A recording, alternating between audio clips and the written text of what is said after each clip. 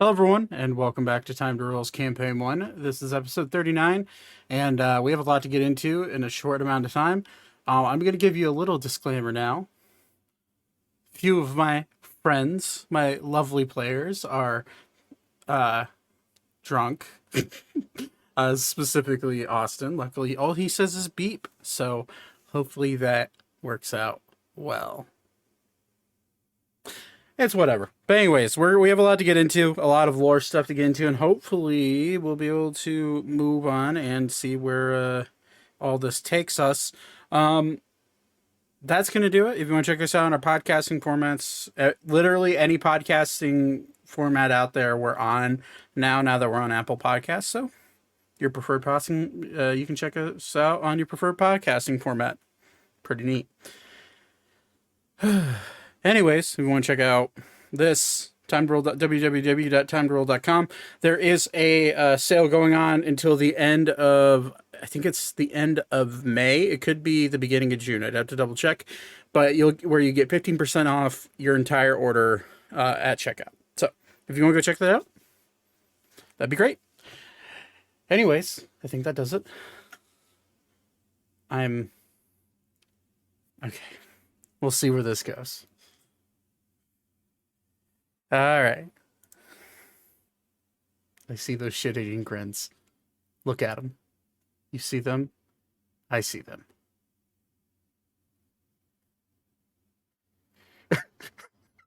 Only if you make it that way. Is it chloral gay? Don't, Todd. No, we're not doing this. How do you know you're not gay though? Have you ever? Well, I think you just like try it out one time and then you're like, yeah, I'm not gay. We're gonna sit and we're gonna wait until they get out of their system.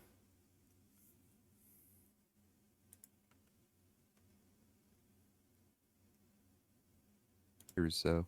If you didn't enjoy 8th grade band camp, you might be a heterosexual.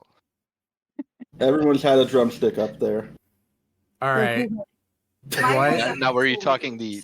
Are you talking the instrument piece or the chicken leg? Oh, I'm talking the instrument piece, but Don't put raw meat in your vagina.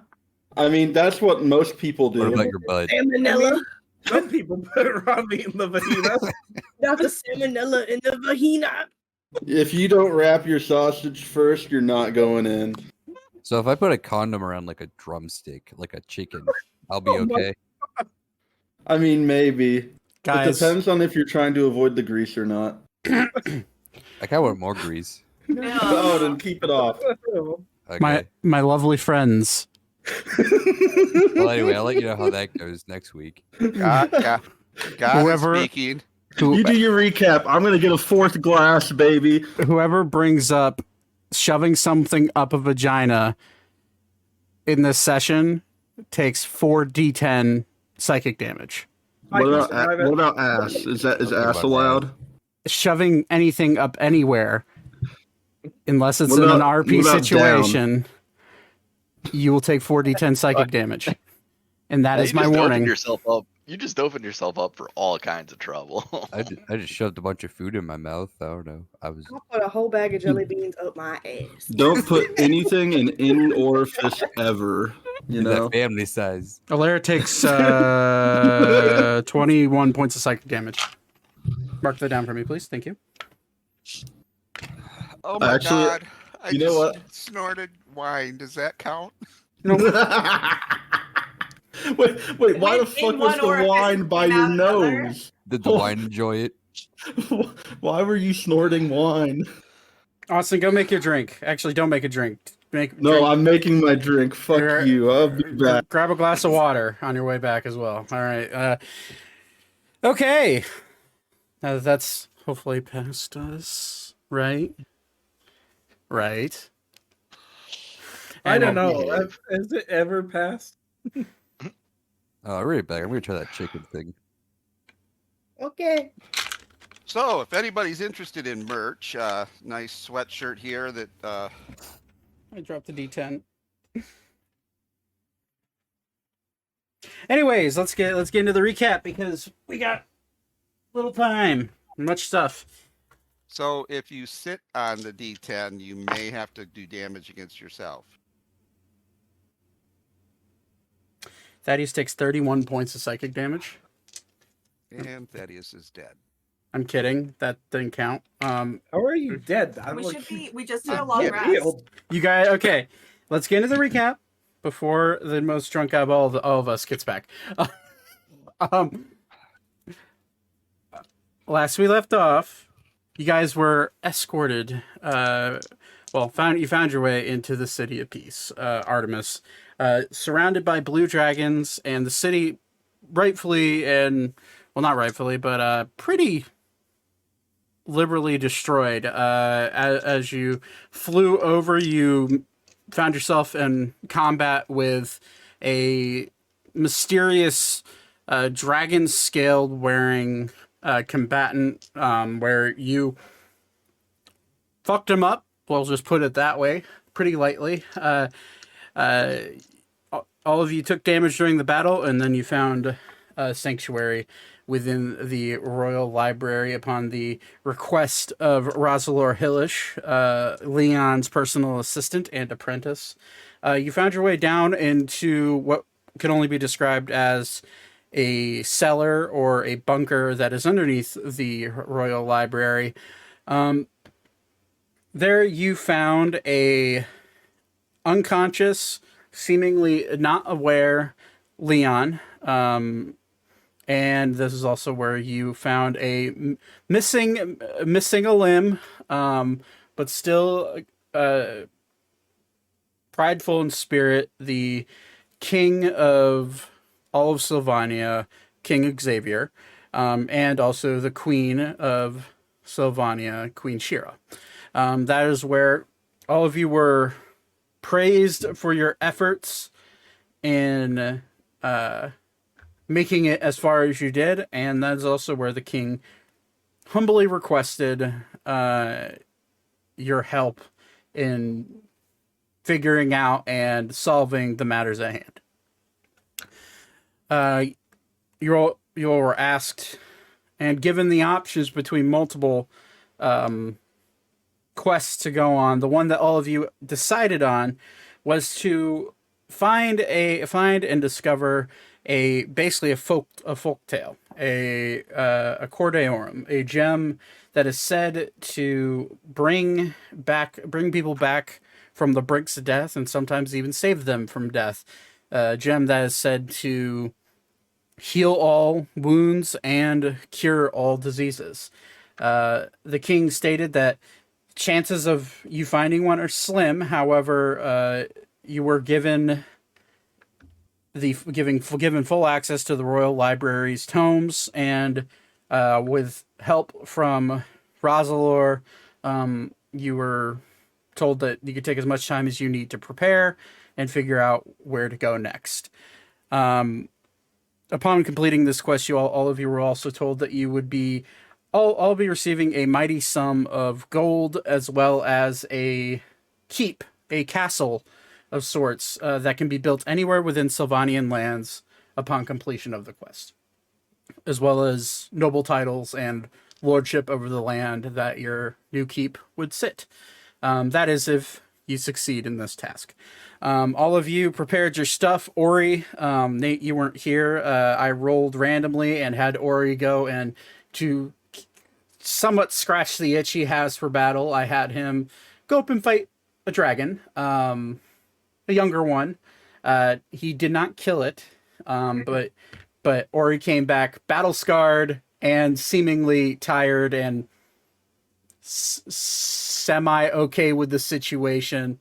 But that is where we left off. Ori walking in to the bedroom to sleep off his battle wounds as all of you are waking up and preparing to go up into the library to start searching for any tomes that could pertain to this cordeorum.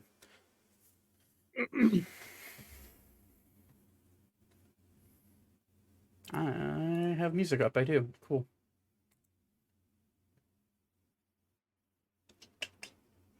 Sure. We'll go with... So I know there's one that's called like Optimism. How about this one?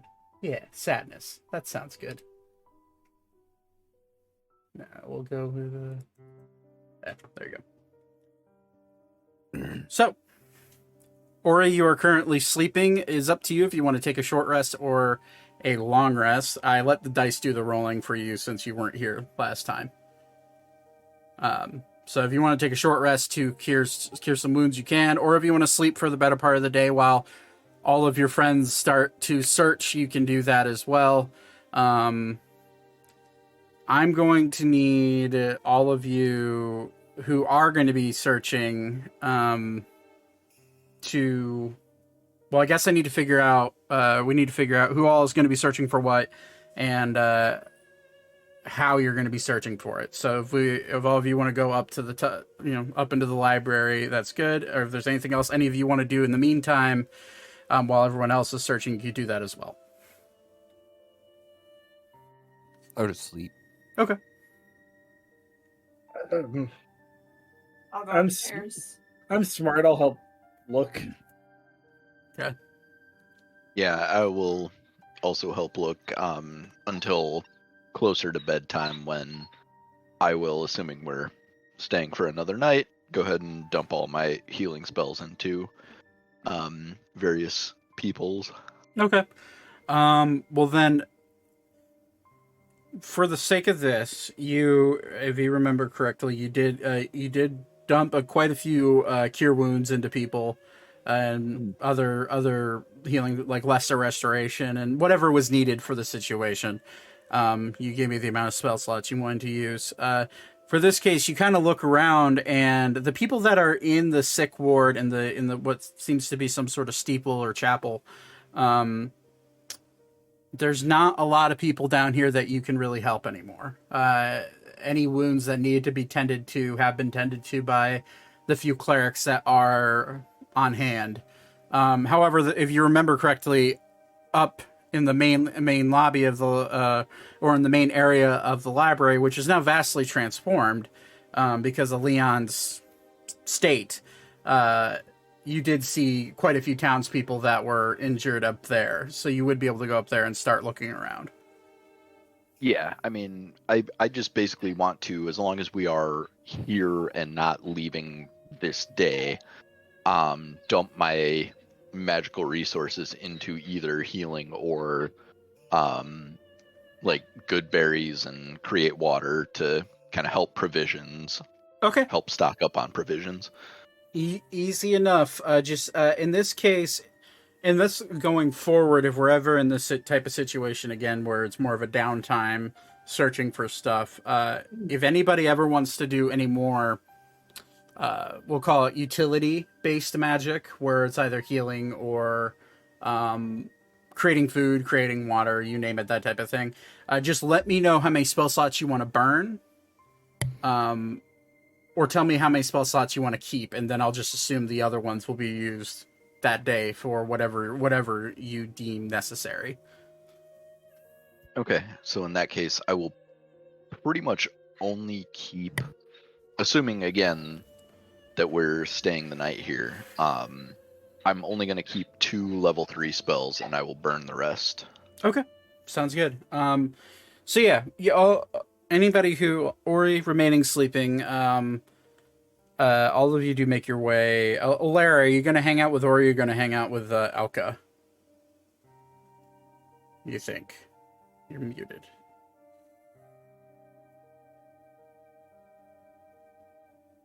I don't know if Alexi is here. I'm going to assume Olara would be with Elka. We'll just assume that for now. And if Olara wants to come back down, she can. I was muted the Oh. whole time. I was talking like a dumbass. I was gonna say, because at first I said I was sleeping with Ori, because I was gonna be on his head. So I'll just be like with him. Okay, sounds good. So, Ori, well, you did. So reminder, you weren't necessarily. You were listening last time. Ori had put you down and given you to Elka, and you had spent the night with Elka. Because Ori was out fighting a dragon, because he was frustrated that he hadn't killed anything recently. And I random rolled for that.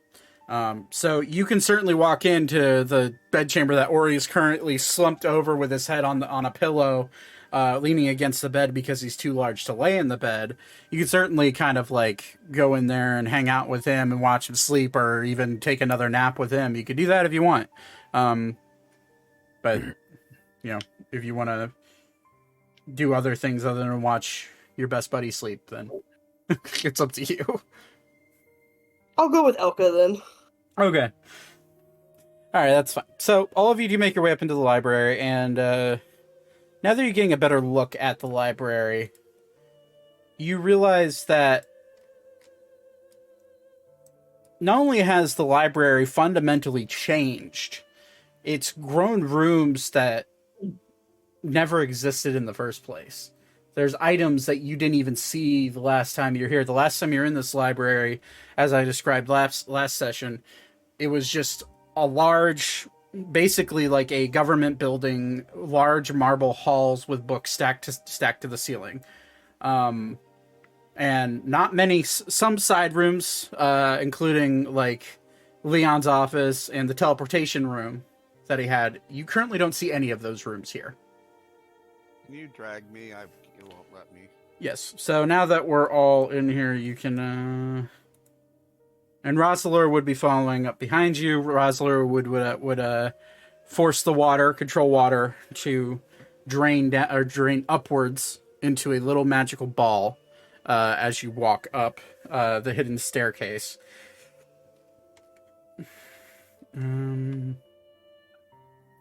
Yeah, I'll grab Ander. That's right, Ander. After Ori had walked back covered in blood, Ander had charged out into the streets, seemingly to go fight dragons. So Ander is nowhere to be seen.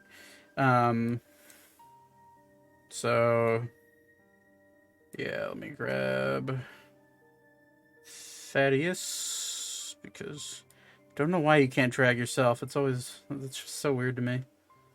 And Vatend. And then who else do we care? Valera would be hanging out. And then Austin, what would Beep be doing? He'd probably just be generally hanging out too. Okay, yeah, just casually looking at books. And then since you were gone, I did send why am I blanking on your boy's name? Clovis. I sent Clovis back to his own dimension. All good. So he isn't here right now. If you want to summon him again, you can. And since you had already used the components that you bought prior, he's just kind of hanging out in his own little home pocket dimension. You could summon him whenever you want. The only time that changes is if he quote unquote dies. Is when his HP hits 0. Then you have then you'll have to resummon and use the spell components that are in that spell. All right.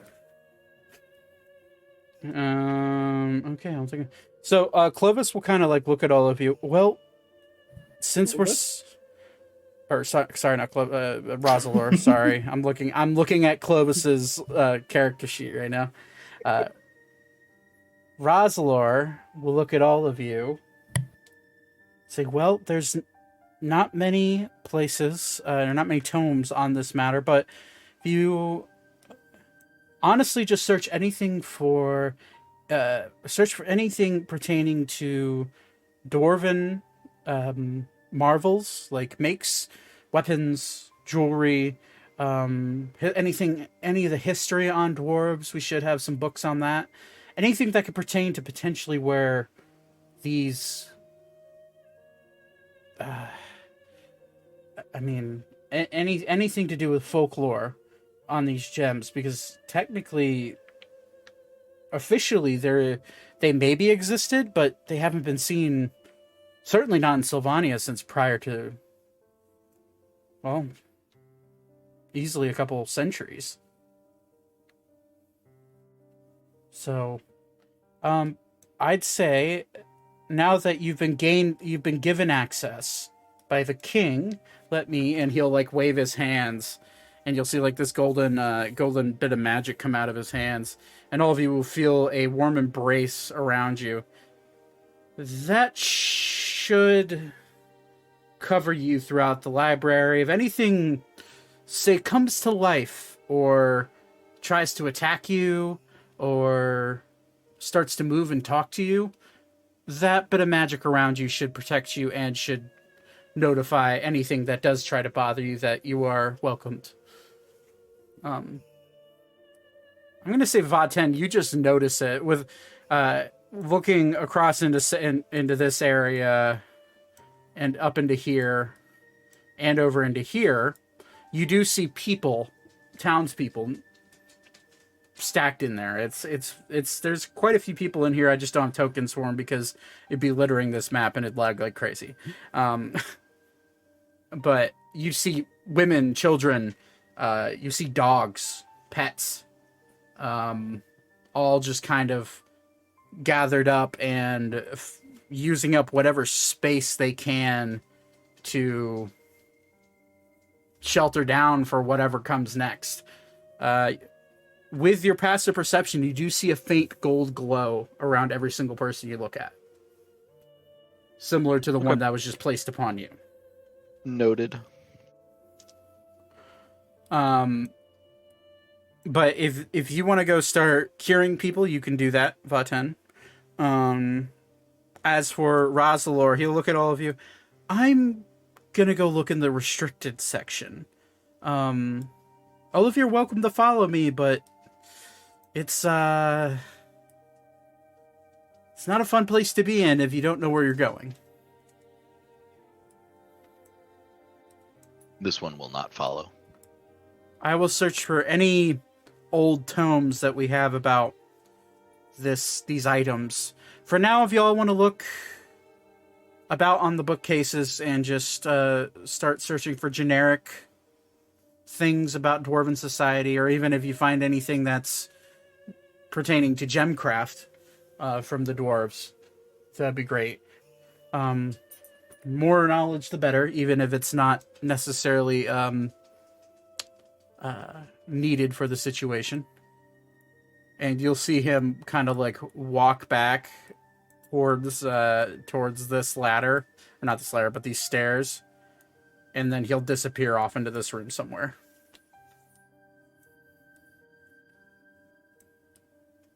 So, library's yours. You can certainly use it for other forms of knowledge if you'd like. But you have full access. So, if you're looking for anything in particular for a personal reason, we can get to that in a minute. As for anything else, what is there anything in particular that you guys are going to look for? I'll look for like dwarven folklore books. Okay, roll an investigation check. With advantage. The glow that you have that was brought upon you, you feel a surge of almost like a surge of knowingness, of knowledge that you didn't have prior. While you're looking at these books, it's almost like you're familiar with these books, even though you've never seen them before. 21. It takes you a little time. Quite large.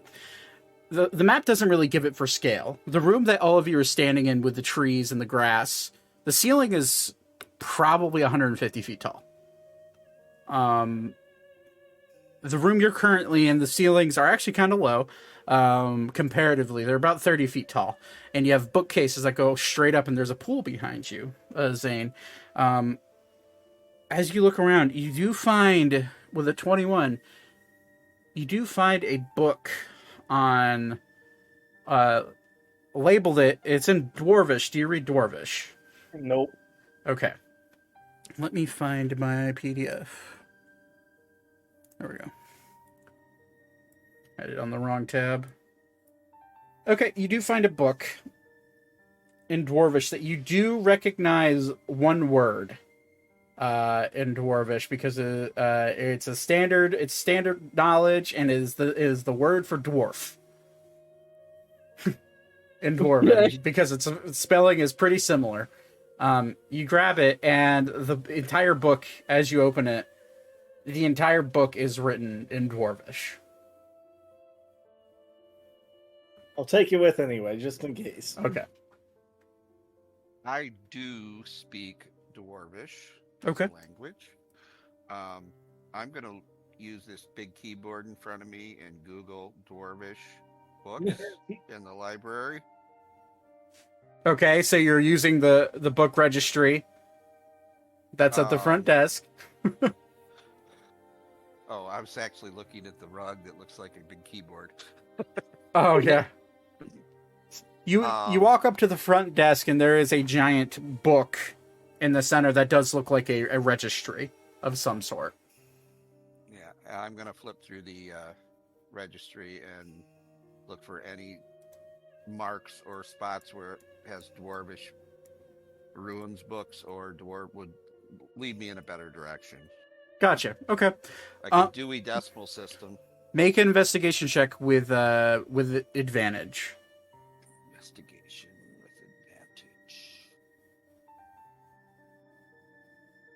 Can I make perception instead? So perception is used for glancing around a room. Investigation is really digging in and trying to find something. So it's going to have to be investigation. 8 on the investigation doesn't necessarily help you, but you do search through the registry, and luckily enough, the registry is fairly detailed. You do notice handwriting of different people all throughout it. You do stumble upon, and it's written in common. You do find a section that is specifically on history books that's within the library. You don't find anything specific for Dwarven, but you do find a section for just history. If you'd like to go and check that out, and to tell you where it is, you get the sense, even with your bad investigation check, as you find it and you put your finger on that area, you immediately know in your brain where in the library it is. It's almost as if it's almost as if you had been there, you had been here before in a past life. It's just that kind of feeling where it's like, oh crap, I know where this is. And I will start heading in that direction. Okay. Where that direction is over to, it would be direct right from where Thaddeus is, and I will mark it, ping it on the map. It's somewhere over in this area. I walk straight through there, or do I have to? You can certainly check it out.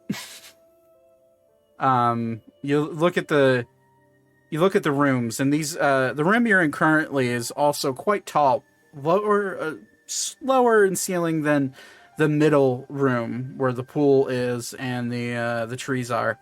But each of these rooms are very tall. You walk and there is no other door leading to where it looks like. So yeah, you'd have to go up and then around, and then you'd be able to find your way into that section. You do happen to, you're kind of like trying to step over families as you're doing this as well, because reminder, the entirety of the main area of the library is filled with refugees. More keyboards up here. How the hell do I get in here? Elka, we'll get to Elka because Elka's already over here. Elka, you would have, with your higher perception, which your perception's fairly high, yeah? My passive is 14. Okay, that's good enough. What's yours, Thaddeus? My perception? Your passive perception. Oh, shit. Where is it on this sheet? Right below your not ability scores, the different checks that you can make. Oh, passive perception's 14. 14, same as Elka's. Elka, you were able to see with your passive perception, and Thaddeus, you just noticed it as well. Right here at this wall, you put your hand on it and you see a little bit of an illusion, almost like a wave. And you put your hand on it and your hand slips through, and you're able to walk through. And now you see Elka looking through, jumping up, looking at other books. The room you're in currently, it is just as tall as the center room. And each wall is just filled. Thousands of books.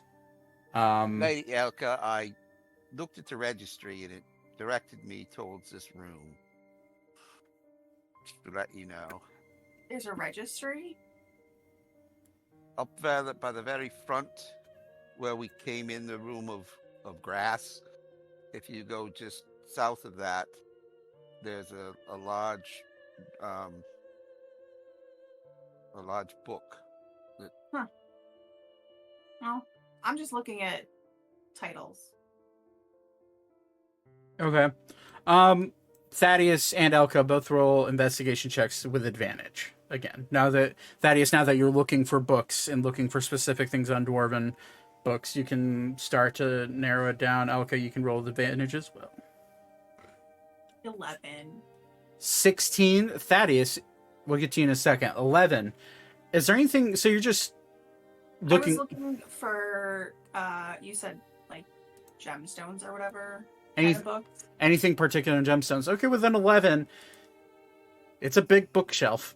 It takes you the better part of half an hour to find anything that is pertaining to anything gemstone related. But you do find a book on how to properly cut gemstones. Maybe not the book you're looking for, but it is something pertaining to what you're searching. Thaddeus, with a 16, it doesn't take you long. And you knowing Dwarvish, you immediately find a book on Dwarvish history that's labeled "The Tale of the Five Dwarven Lords." Can I reach it? Yeah, it's right in front of you. Funny enough, you go to reach for this book, and as you go to reach for it,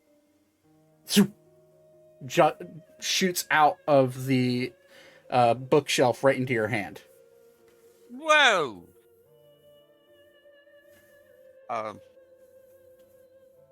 Lady Elko, this book just jumped out in my hand.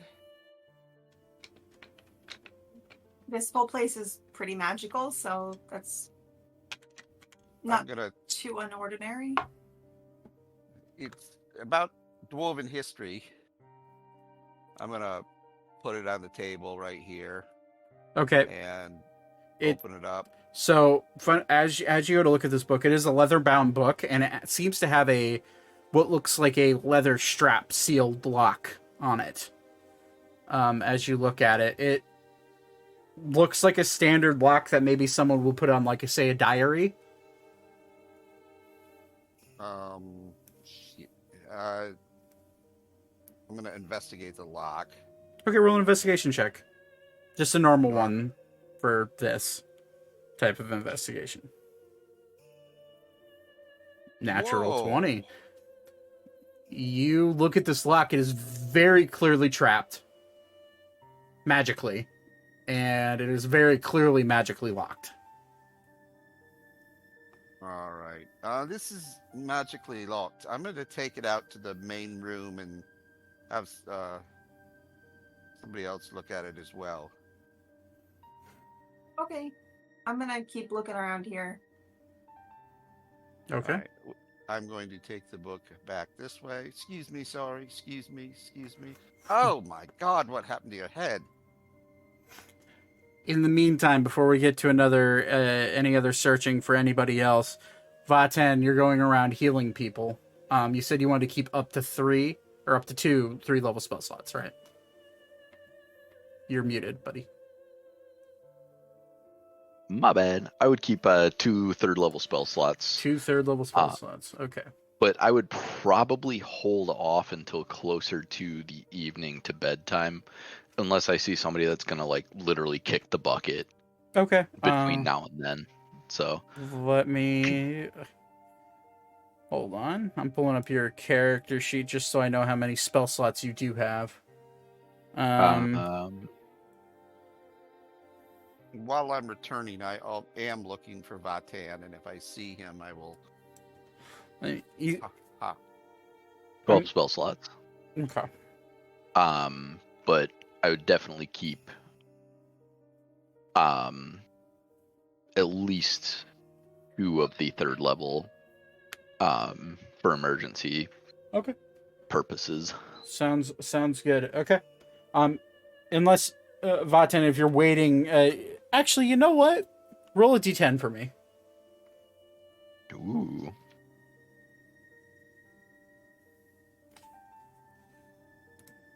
Two. Okay. You look around. No one actually seems to be that. You look in just a standard glance around with your crazy high perception. No one seems to be on death's door, but there are people that are injured. Stuff like lacerations. You do see one guy that seems to be holding a gauze over what seems to be an arm that no longer has a hand. And it seems to be finely wrapped and intended to, but you do see blood coming from the soak through the bandage. That guy I would probably drop a level 1, level 2, something like that Okay. into. Yeah, just a orcish fella. Maybe half orc, just depending on. Definitely more orcish in his genes. Big old tusks on him. Bigger dude, probably 7-8 feet tall. You walk up and you put your hand on him on his arm, and you go to heal him, and he's just like, "Thanks." Just really hoarse, hard to speak. And as you heal him, all of a sudden he reveals, takes the gauze off, and it reveals that in fact he did lose his entire right hand. But he now has a sealed off nub that is no longer casually bleeding. So Yep. He kind of puts This one wishes he could do more. he looks at you with kind of like a soft look. It seems to be an older gentleman. Maybe not like grandpa level, but definitely like probably pushing 50 or 60 years old. He just looks up at you with kind of softer eyes. And he kind of just puts his hand on your shoulder and just nods his head. Thanks. Just nod and walk away. Okay. I'll just say you mark off a level 1 spell for that. Oh, level 1? Yeah. Closing off wounds is not that hard to do with a level 1 cure of wounds. Things that are more internal bleeding tend to be more of a for RP purposes tend to be more of a necessity for higher level spells, but that are full on missing limbs and stuff.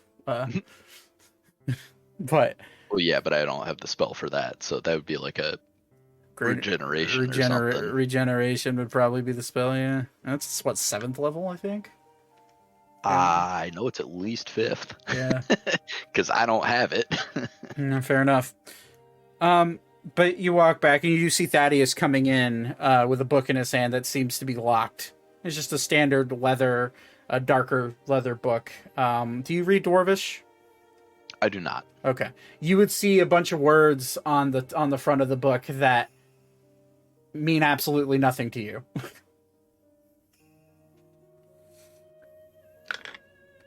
But Sneaky one. Is there a reason you carry that book? Yes. Actually, I was looking for you. It's Dwarvish. It's history of dwarves. It's about 5 different regions or something, and it is magically locked, and it is also trapped. This one will see what he can do. And I will go ahead and cast a 3rd level Dispel Magic on it. Roll a d20 and add your would be your wisdom modifier. Ooh, that's rough.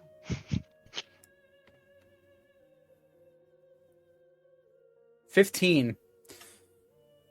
Go to cast Dispel Magic on it. You feel your spell take hold of this lock, and it fights with it for a minute.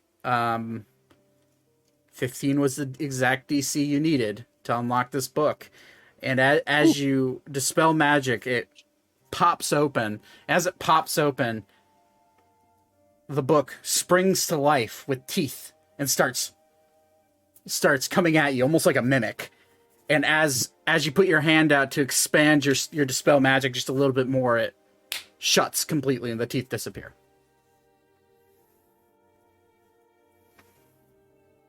And the book Interesting. lays there on the table in front of you. Okay. I'm gonna pull out my dagger and kind of like touch the book with my dagger. So if it starts teething, it will bite the dagger and not my nubs. Okay. So you look in the book. You're gonna open the book then? Yes. It's standard paper, standard parchment now. It's a fairly thin book now that you look at it. It's not a tome, it's more of a notebook. Now that the magic has been dispelled, and you see that the teeth that grew, you get the sense that maybe the teeth that grew had more to do with the thickness of the book than the actual contents of the book. When you open it, there's only maybe 10 pages inside this book. Are you going to take time to read? It's all in Dwarvish as you read it. Are you going to take time to read that? Yeah, I'm gonna. If it's only 10 pages, I'm gonna scan. Okay. I'm going to say make a general. Are you proficient in Dwarvish? Yeah. Yes. Okay. Yes. There's a difference between knowing and being proficient. Okay. You read the book, and it takes you about 15 minutes, 20 minutes. I have the full what the book says for you, but I will give you I'll paraphrase, and then I can send you the full details of the book. The book goes over the history as to how the 5 Dwarven Lords were put in place. You learn that the 5 Dwarven Lords originally stemmed from the first Dwarven Lords were 5 brothers. They were trying to find the name of the brothers. They were known as the Nolick clan, Nollick. They were 5 brothers, all were around the same age. They were master craftsmen and champions of Dwarven society back pre-fracture. They crafted weapons and armor and dug tunnels and fortresses to defend against what is known as a sorcerer known as Malakar the Zealous. These 5 brothers, along with the dwarven armies that they led, fought against the hordes of vicious monsters that Malakar summoned, and won a decisive battle about 400 years prior to the fracture that would eventually bring the 5 brothers into mass fame throughout the dwarven communities, and the people of dwarven society deemed them champions, more than champions in a way that a king would deem them, but eternal champions.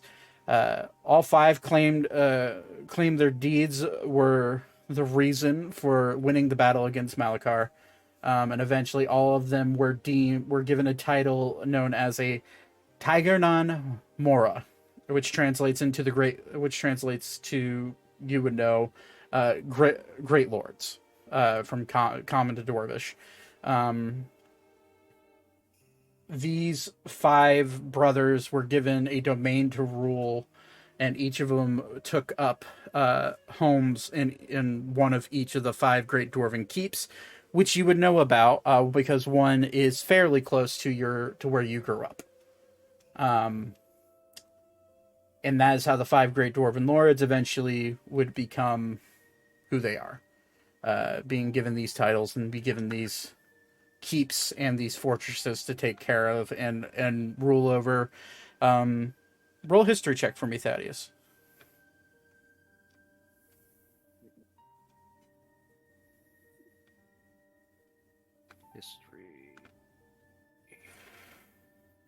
22.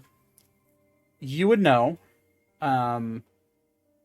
that the closest dwarven keep to you currently, and the closest one, and the one that you grew up kind of close to, and you knew that your father had relations with certain dwarves from this mountain region, but they are the dwarves of Arendur.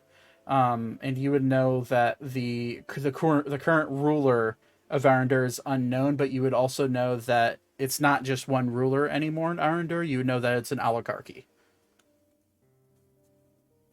ruled by a group of individuals that span from master craftsmen to warriors to gem crafters to religious leaders. Being that you've never been within the halls of Arendur, you don't necessarily know who they are, or the real, or really even their names, but you do know, if recalling with a 22, you do recall that the last name of one of the dwarves that used to come to your father's your childhood home, you do kind of remember that his last name started with an N, but can't really remember exactly what his last name was. But you do remember his first name, and you do remember that his first name was Morin. He's a older dwarvish gentleman, grayish beard, shorter on the shorter side for a dwarf, and seemed to have a really big beer belly. But he was always nice to you whenever he came to your home.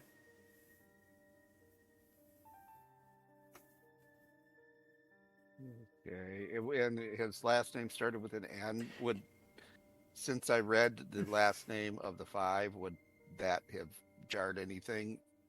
Potentially Being the same. Potentially, knowing that he was a higher up in dwarven society from Arendur, you could maybe guess that maybe his last name was Nolik.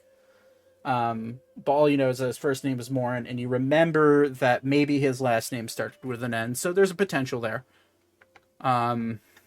You would also know that this dwarf is getting up there in age.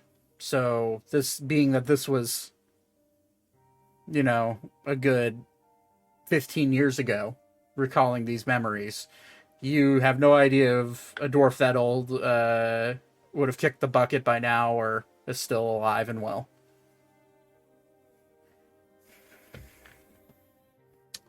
Okay. Going back to Zane, since we haven't touched on you there. So you did find a standard folklore book on Dwarvish society that is in Dwarvish. Is there anything else you want to search in this section of the library? No. Nope, I'll just return to my friends. Okay.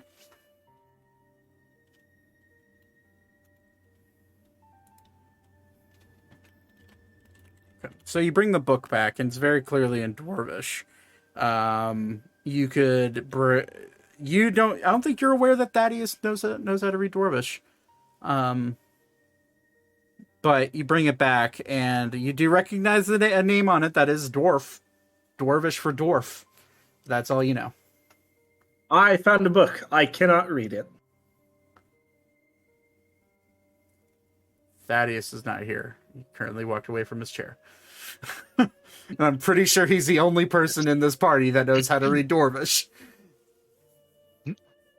This one does not read that language either.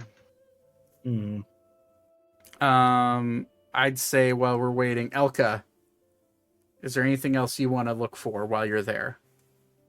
Knowing that the section of the library that Thaddeus just looked in was more of a history side, and knowing that you're kind of looking, you start to get the sense that the area that you're looking is more of a general skills, like a how-to books, mostly. Spell crafting, gem crafting, you name it, it's all there. I'd probably head over to where Thaddeus was looking and see if there's any history books written in common about dwarves. Okay. Roll another investigation check with advantage.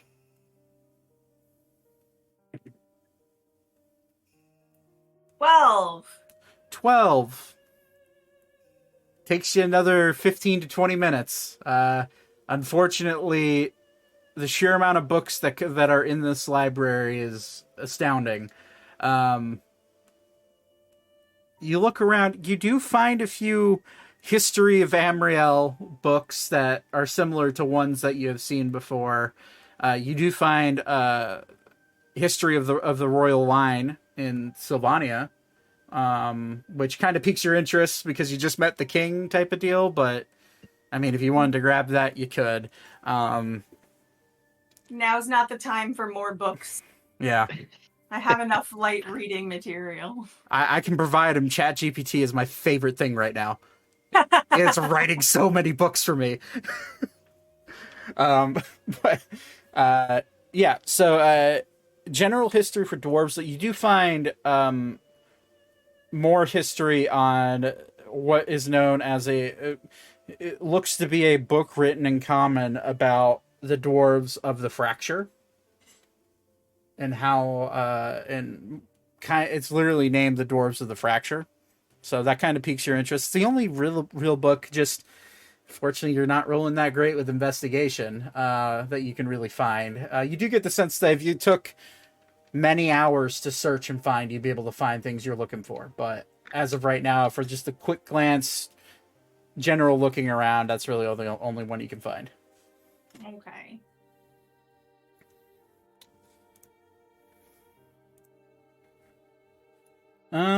Okay.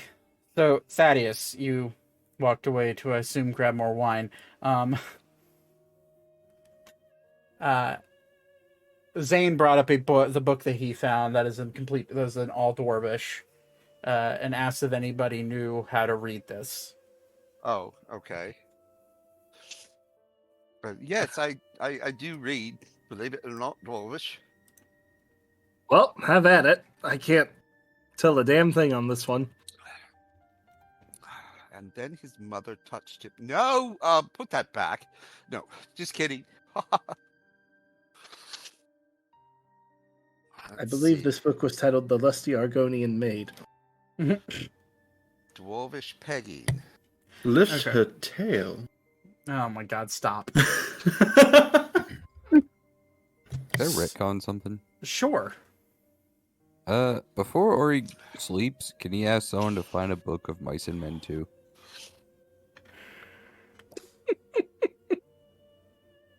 Sure. Okay, cool. Thanks. You're trying to make that canon in this world, and I love you and I already hate you have. for that. I already have of Mice and Men. It'd be funnier if like the canonical version in the world is of mice and minotaurs. That would be better. Retcon. That's the name of it. You're welcome. But yes, that's no problem. Oh yeah. Oddly enough, Russellor comes walking out of the restricted section. I found it. No, but the book that Zane brought over, it's titled The Tales of Lilac the Bard, Volume 3, and is in Dwarvish. I'm going to say all of you make a history check. Oh. Nat 20. Nice. 28. Nat 20. Oh. 9. What a great rule. Okay. And since Elka's not here, she wouldn't see it yet. Okay. All of you wouldn't. All of you except for Beep, which actually, Beep with a 10. It's just that general. You would recognize the name Lilac the Bard, because it is a famous book. It is a famous set of books written by a bard that existed pre-fracture, known as Lilac the Bard. She was an elvish woman who would go around and learn of folk tales about different people. Would go town to town, city to city, just trying to find anything that she can get her hands on about what's going on in rural areas and good. Basically, she's just she was trying to write folk tales. But you read it, Thaddeus, and all you read is the Tales of Lilac the Bard, Volume 3, and then underneath it, Dwarvish version. So the name dwarf that you recognize, Zane, was Dwarvish version. But you do open the book, and in it is a bunch of folk tales about various happenstances across all of Ammriel. Stuff like the you read one that's called Helga the Changeling, and you kind of read into it, and it's about a interesting fae creature named a changeling named Helga, that would go around and pretend to be other people to scam inheritances out of people. You would read about you would read another folktale about the Lady of the Fountain, which is a folktale that came from right here in Artemis, about a ghost lady that apparently drowned inside one of the main fountains in City Square, and apparently she haunts it to this day. In fact, you start to think, oh shit, that fountain is kind of close, and then you look outside, oh wait, it might be gone now.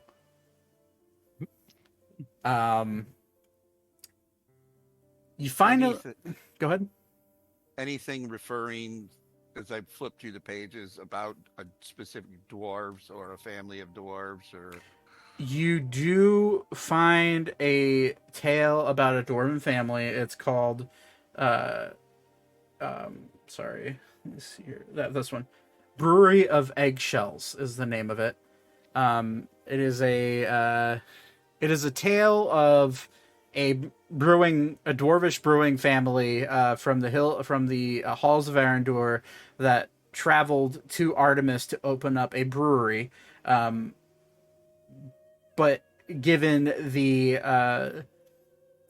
knowingness of you, Thaddeus, and knowing the history of Sylvania, you read that they were severely harassed when they moved into Artemis. This is prior to the fracture, and you would know that the elvish hierarchy and the human hierarchy within Artemis didn't take kindly to anybody but humans and elves back then. And you would read that the dwarven family suffered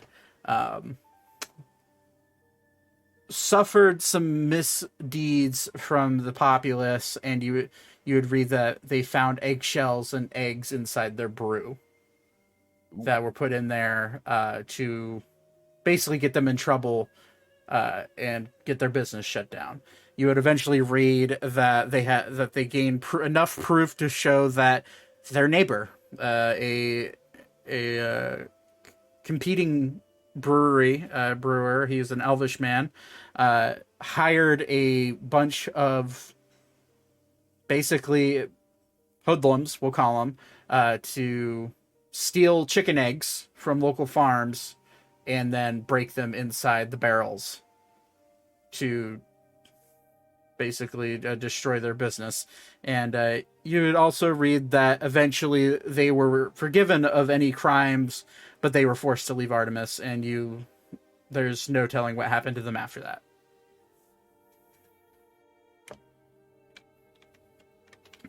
family, or the kids? The family of dwarves were forced out of Artemis. You start to read through some of these stories, and some of them are more innocent, but there is an undertone of anything that comes from Sylvania, specifically prior to the fracture. You get the sense that there's quite a lot of, without a lack of a better term, bigotry from ancient Sylvanian society. A lot of elvish and human superiority complexes. And you do see that somewhat to this day, but not nearly in the way that as brutal as it was back then. It hasn't changed much for me.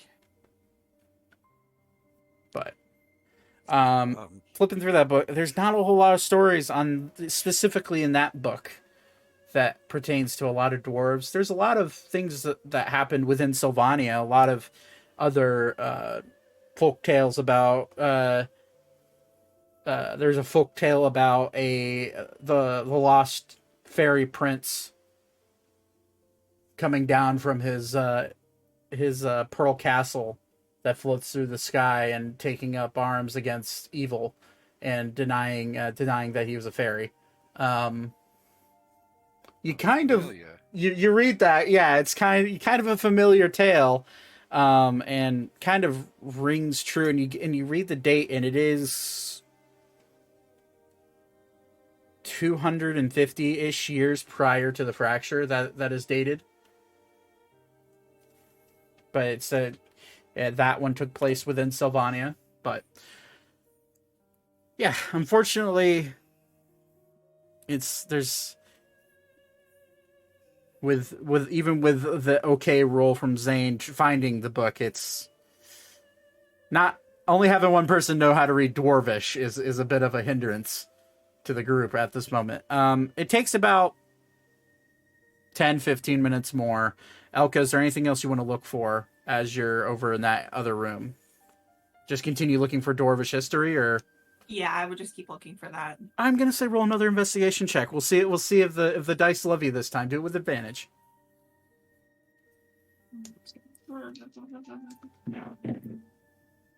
18. Hey, there you go. You had to beat a 15. Woo. It takes you another 15-20 minutes just searching, but you do find a book on the establishment of Dwarven society prior to the fracture. And I'll take a look at it's it. all in common. You sift through it, and it's a hodgepodge of stories that were taken.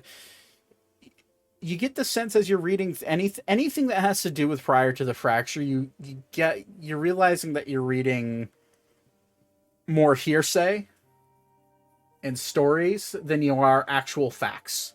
You would know this because the fracture essentially destroyed all documentation prior to it happening. That was one of the main goals of the gods that wished to partake in the destruction of Ammriel, was the destruction of knowledge. But you start to read through it, and you read folk tales of dwarves being born out of the mountains and spawning from the dirt and rocks themselves. You read that they were created by the Union. Where is? I'm flipping through like 7 pages of books, so you have to give me a second. Oh, goodness gracious. Where is it?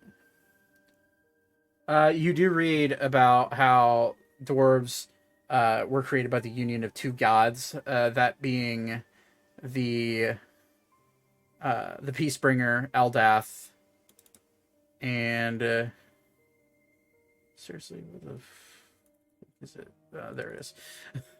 Brain. There we go. You read that dwarves were created by the union of Eldath, the Peacebringer, and Gond, the Iron Father. It also immediately clicked in your brain that it's kind of funny, knowing the superiority complex that goes on within Sylvania, specifically among the nobles. You learned it's not the case with the king and queen, with them willingly talking to all of you. You've realized it's kind of funny that those are the only 2 gods that are allowed to legally be praised and worshipped within Artemis limits.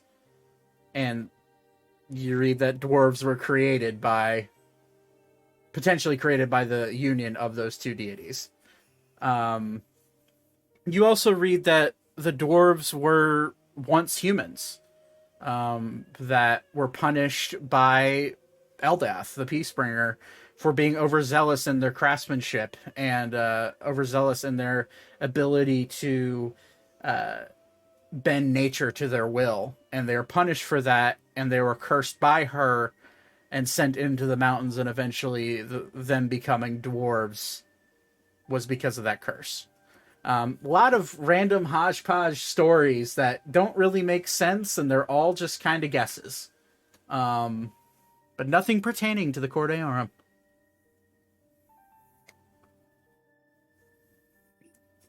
Okay. I guess I'll just head back over to where everyone else is, see if they've made any discoveries. Okay, and what are you doing, Thaddeus? You're Can a couple of people come over here? This doesn't make sense. what doesn't What doesn't make sense? Meander my way over there, yeah. The walls, if you go down to here, and then there's a wall that goes up, and then you go over here and the wall that goes up, there's a missing space. Am I think there's something behind this bookshelf. Possibly a hidden room. I haven't been in the sauce yet today. Can I try and move the bookcase for him? They're going to try to move the bookcase. Roll strength check. Mind you, you're in a room that is 150 feet tall, and this bookcase is every bit as tall as that. How is an 18? 18. You go to grab it, even though you're strong, and you know you're strong. It's just too lumbersome of a bookcase to move, and you get the sense that it is in fact either attached to the ground or set in place magically. I think you're getting in here, buddy. If you want to look at it more, Thaddeus, you can roll an investigation check, and if you want someone to help you, you can get advantage. Yes, please. Or if someone has a better investigation that wants to roll, they can do that as well. Somebody more keen in investigation than I. Welcome to Dungeons and Dragons. Bingo. We'll take a look Oh, over it. Yes. I was gonna say I'm decent at investigation, not great though by any stretch. Not terrible. 19. 19. It takes a little bit of time. And so far, since Rosalor has left you, Vaten, given you being one of the only ones to not really be searching for anything, or you're really just kind of hanging out. Beep would also understand this, and Alara just kind of hanging out would kind of get the sense. Rosalor's been gone for about an hour and a half, and you have no idea where he went. And as you look at this, it takes you another 15 or so minutes, and eventually you grab a book, Zane. You grab it, and it's above your head, and you're like, the reason why it gets your attention is that in Infernal, it says the history of all. And as you grab it, the book slides out, and then you feel the bookcase shift, and you hear hinges open, and it pushes in forward to a hidden room. And inside, you see you find what you see on the map, a room filled with cobwebs, smaller room. This room is it doesn't make sense in your brain. Being in the room that you're in, being 150 foot tall with a dome at the top, of natural light seeping in. You walk into this room, and this room is no taller than 8 feet tall. And it seems to be a forgotten study. Are you gonna walk in willy-nilly, Zane? I'll check for traps. Roll an investigation check. Nat 20. It's not trapped. You look. But you're still dead. You didn't see the disintegration ray rune on the wall? Shame. No. you walk. It seems like an old study. Dust, cobwebs everywhere. You see small bookshelves with like seems to be handwritten books. And you do find inside what seems to be a wardrobe or a chest. That is, you look at it, it does have a little padlock on it.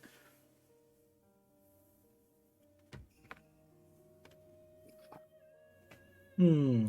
In before it's a mimic. Is there any dwarven-looking books in here? There's Roll. room for two of us.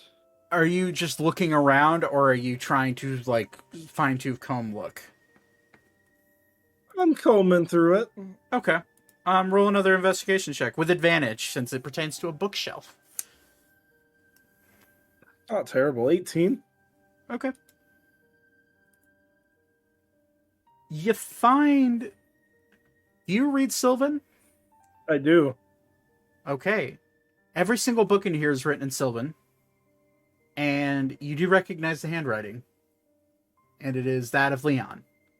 And you start to look, and none of these books are labeled. And as you look through them, these seem to be like journals kept by Leon, written in Sylvan. And some of these books, just glancing at them, and with that high with a nat 20 investigation, some of these books could be decades old, centuries old, maybe even older. You look at the parchment, and it's almost as if you touch it and it starts to brittle away and crumble away. It's that old. Well,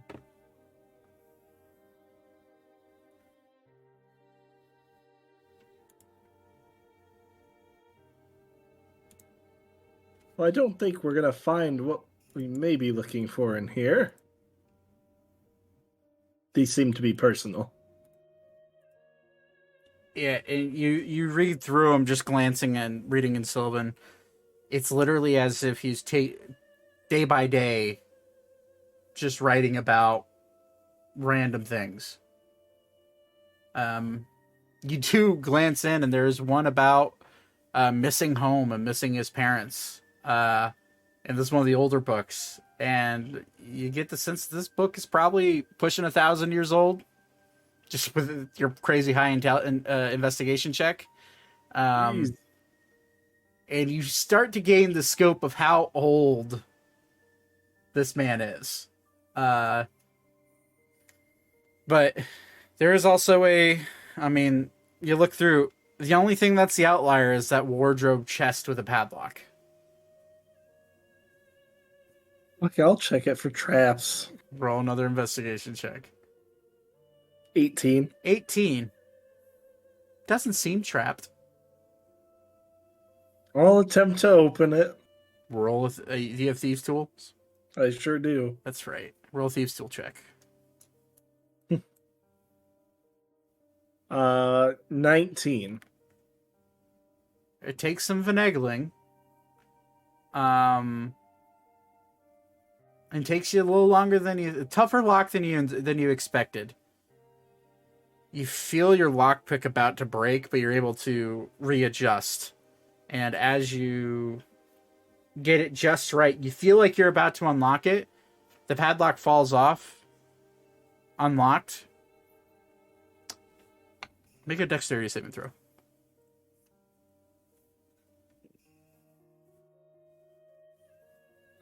That's a 16.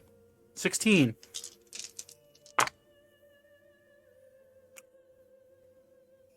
Even with a fairly high investigation check on checking for traps, you did not see the glyph that was invisible glyph that was on the side of the wall, and you see it glow as you go to open up this chest. Since you're the only one in the room, you take, and with a 16, which is a failed dexterity saving throw. you feel a beam of nauseous energy come shooting out at you, and it is almost cold to the touch, but it's not. Doesn't feel like ice. And you take 14, 15, 25 points of force damage as you are launched by this glyph away from this this chest. You're launched. You're launched 10 feet away, so you're basically launched out the door.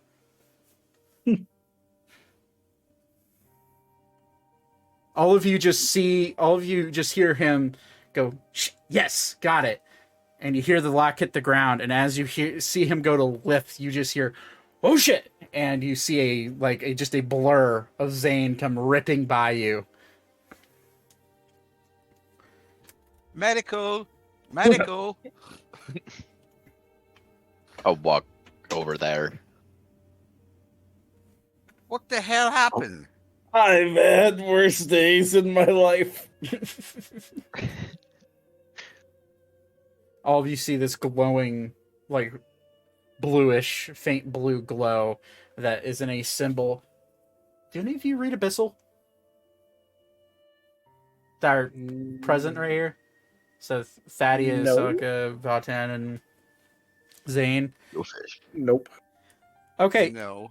none of you would recognize the language nor recognize what it says. Zane, oddly enough, after being hit by this glyph, you immediately know in your brain what that glyph is. And in your brain, the only thing you could think of is, don't touch that chest, don't touch that chest, don't touch that chest. What the hell happened? Do I see a glow when I step in?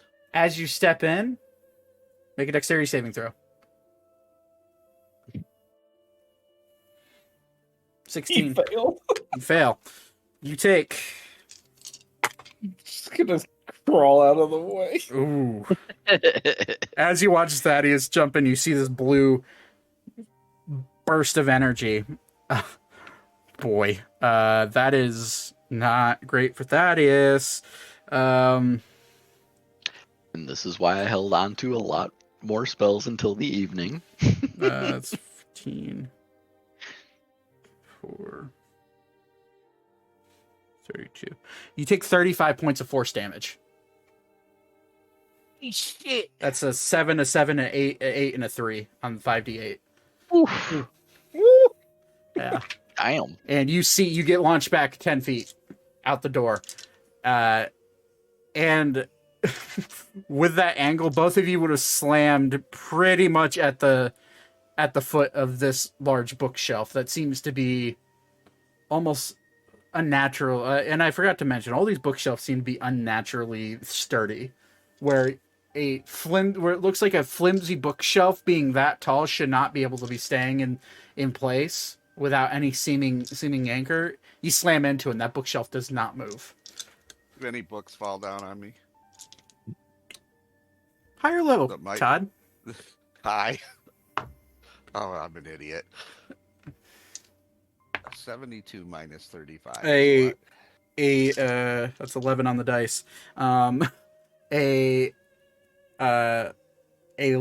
thick leather tome rattles from about 10 feet above your head and smacks you right in the top of the head. You take 4 points more bludgeoning damage.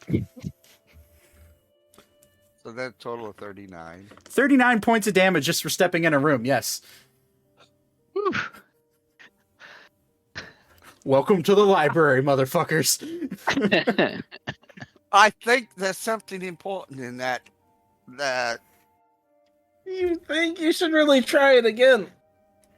Okay. This one will help. Vaten, you do, which I moved your token over. Go ahead. Okay, perfect. I'm gonna first drop a second level cure wounds into Thaddeus. Okay. Roll for Because I that. think he needs it. Looks like he Okay, does. What's 39 minus 72 minus 39? Who's good at math? Google is calculator. good at math. Sorry, you said Yep. 72. 33. 33. And then add 15 back. So Half your HP. Gone like that. All because you stepped into a room. Wow. 15 back, I think. So you heal 15, so it's a net 24 damage. and then I will go ahead and drop a 4th level Dispel Magic on whatever the hell is in there. 4th level? Roll a Yep. d20 and add your wisdom modifier.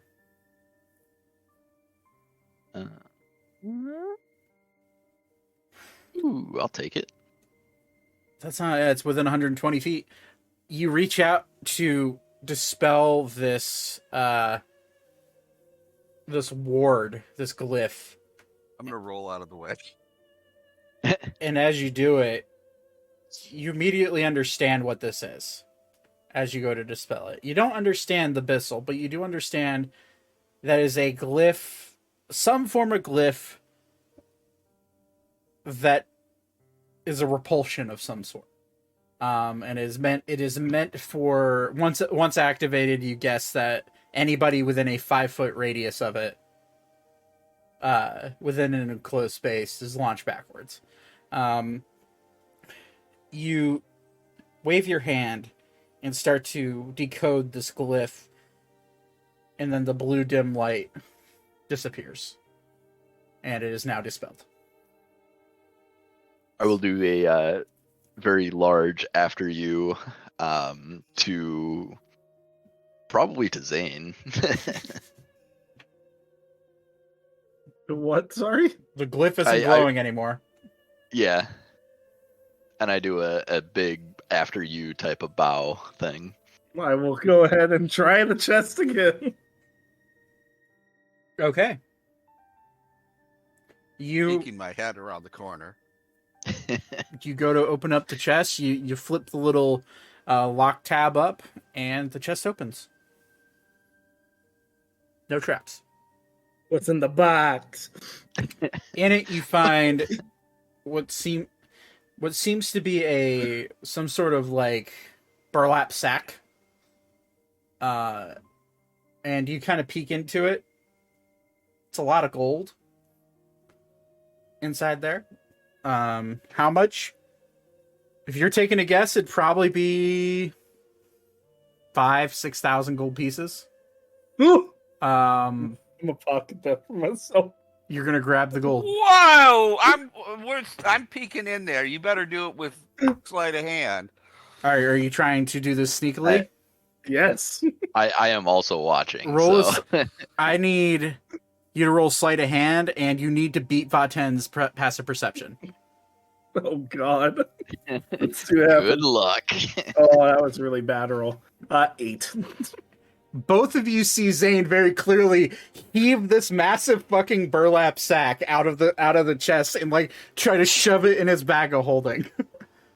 Zane, what have you got there? Zane, Just a little baggie I can make into another bag of holding, you know? hey Zane, buddy, Yeah. roll a wisdom saving throw.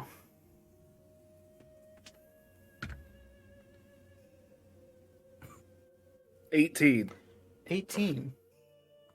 You feel a nauseous, almost similar to the energy that just blasted you out of the room, except lighter. And it sweeps over your head, and you feel it try to take hold of your consciousness, and you feel your vision go blurry just for a second. And you're able to shake it off. And you look around.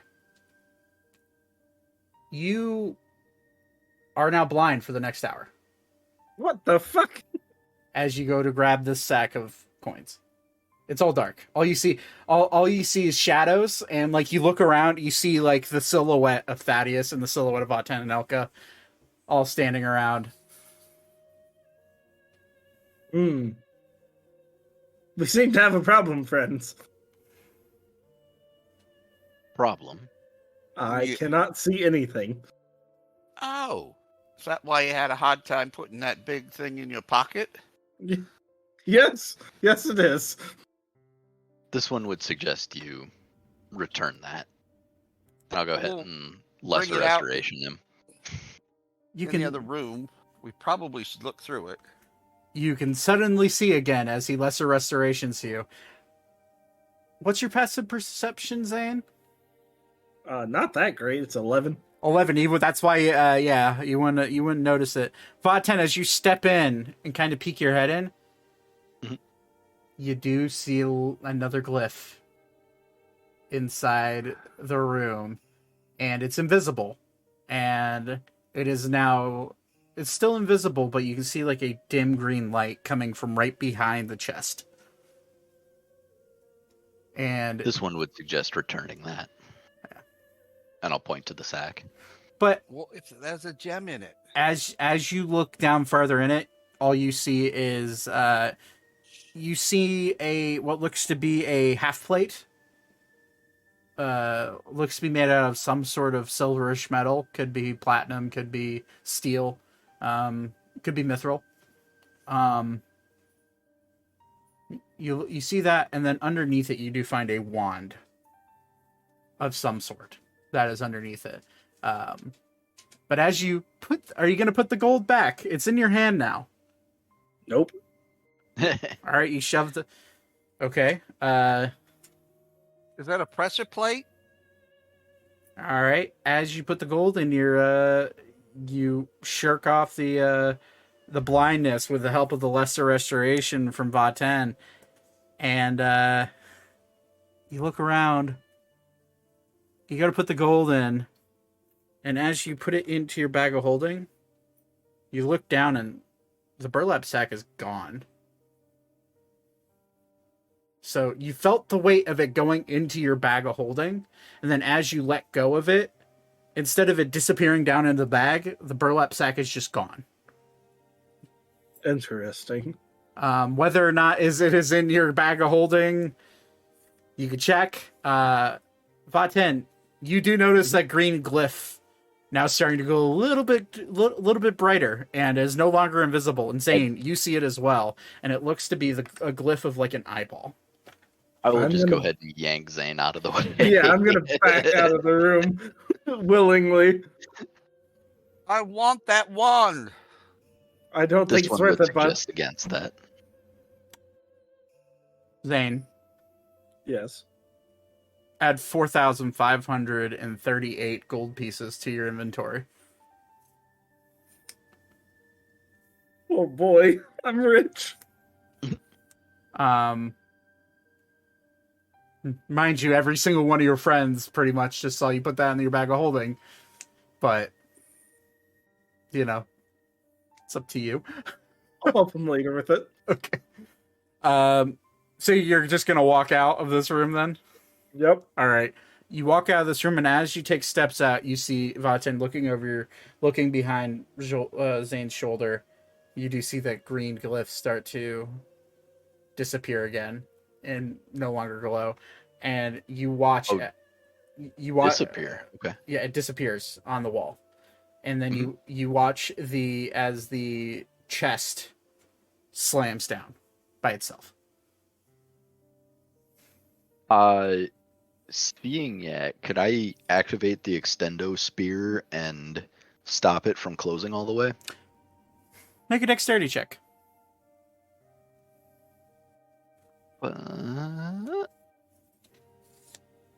Not bad. Not great, but not bad. It would be acrobatics. Sorry. So if you have proficiency in Um, acrobatics, I do not. okay, So it'd be a exact 60. same. Yep. I do. You go to shoot your extendo spear out to stop it, and you're able to get it flat in there, but it slams on top of your spear. You're not quite fast enough to get it and like get it to where it's wide enough to keep it open. But you do have your spear underneath the lid now.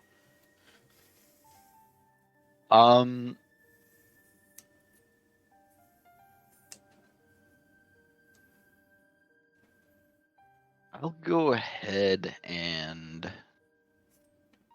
checking for the first rune, the send people bye-bye rune. Yeah. That is still not glowing, correct? All you see now that it is not glowing, you just see a carved symbol inside the stone wall. Okay. I will go ahead and with the spear. So essentially, the spear is in there, but it's not enough that I like levered it open. Yeah, so you're with the attempt to try to keep it open, you'd keep the spear vertical instead of flat.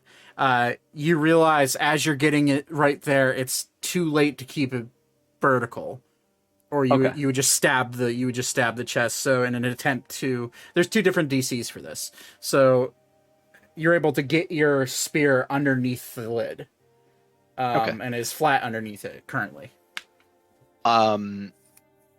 Based on where I saw the rune, can I maneuver my spear in such a way that I would be able to like scratch it? Huh. So you're trying to scratch the rune that is. It's just generally deface the rune if possible. You'd have to pull your spear out, because the rune is behind the chest. Oh, it's behind the chest. Correct. Is that the one that was glowing? Okay, so I don't know if I described this right. The rune that glue a dim blue light that blasted you guys out of the room is to the left of the chest on the wall, carved into the stone. The one with the eyeball is behind the chest on the wall, not I thought it was in the not on the physical lid of the chest. Yeah. Got it. I thought it was on the inside of the lid. Yeah, so did I. Okay, so in that case, would we have seen this other than Vuitton? Vuitton. Yes. Louis Vuitton. Louis Vuitton. Louis, sir!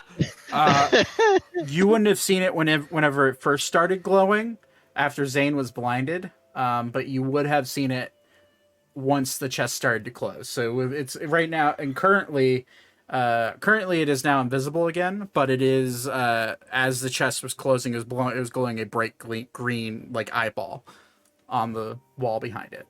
But I would know like where that spot All was. of you would know exactly where it is, yeah. But it is invisible to the naked eye right now. Would you like me to shoot it with an arrow? Or bolt? this one will try. Hold my spear, please. Oh, I'd love to hold your spear. And then I will take my dagger out. See, I saw that look.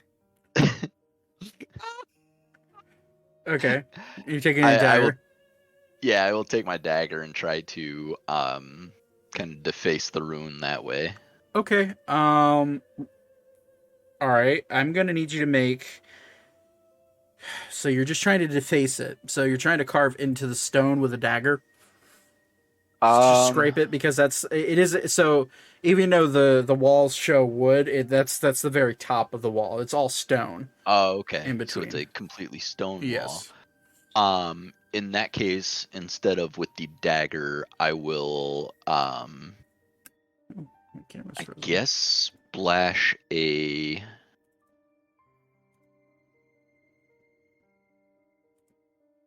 I guess I'll go ahead and just splash a produce flame on it and just chuck a Just like, start to just chuck one.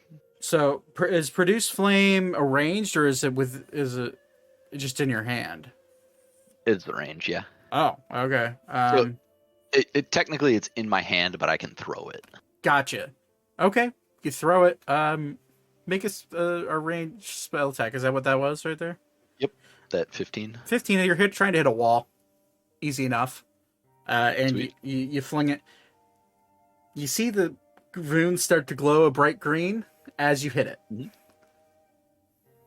You get the sense it's reactionary to anything touching it or anything entering the room. Although you do note that when you put your spear in the room, it didn't glow. Okay.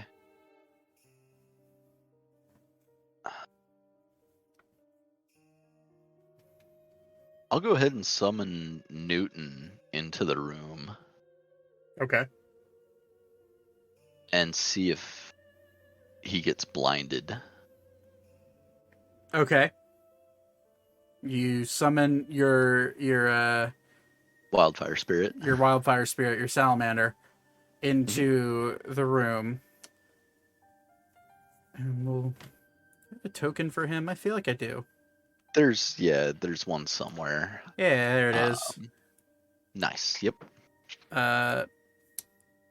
Roll wisdom saving throw for Newton as the glyph starts to glow. Where is his?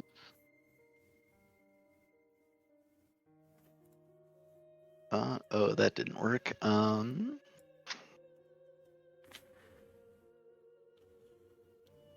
1d20 plus 2. Yeah, buddy. 5. Is it? Does Newton have any? I don't know if wildfire spirits can be blinded, or can they? They can be blinded. Okay, so charmed, frightened, grappled, prone, restrained are the things that it cannot be. I knew there was resistances and invulnerabilities, so I didn't know if that was one of them. Yeah. Yeah. So Newton immediately pops up, looks around. First time being summoned in a hot second, and then all of a sudden everything goes black, and he's completely blind. I would just, if the rune is not glowing anymore, I will just go ahead and walk in myself and pop the chest open. The rune is still brightly glowing as he is in there. Oh, okay. Yeah. Would acid help? Perhaps.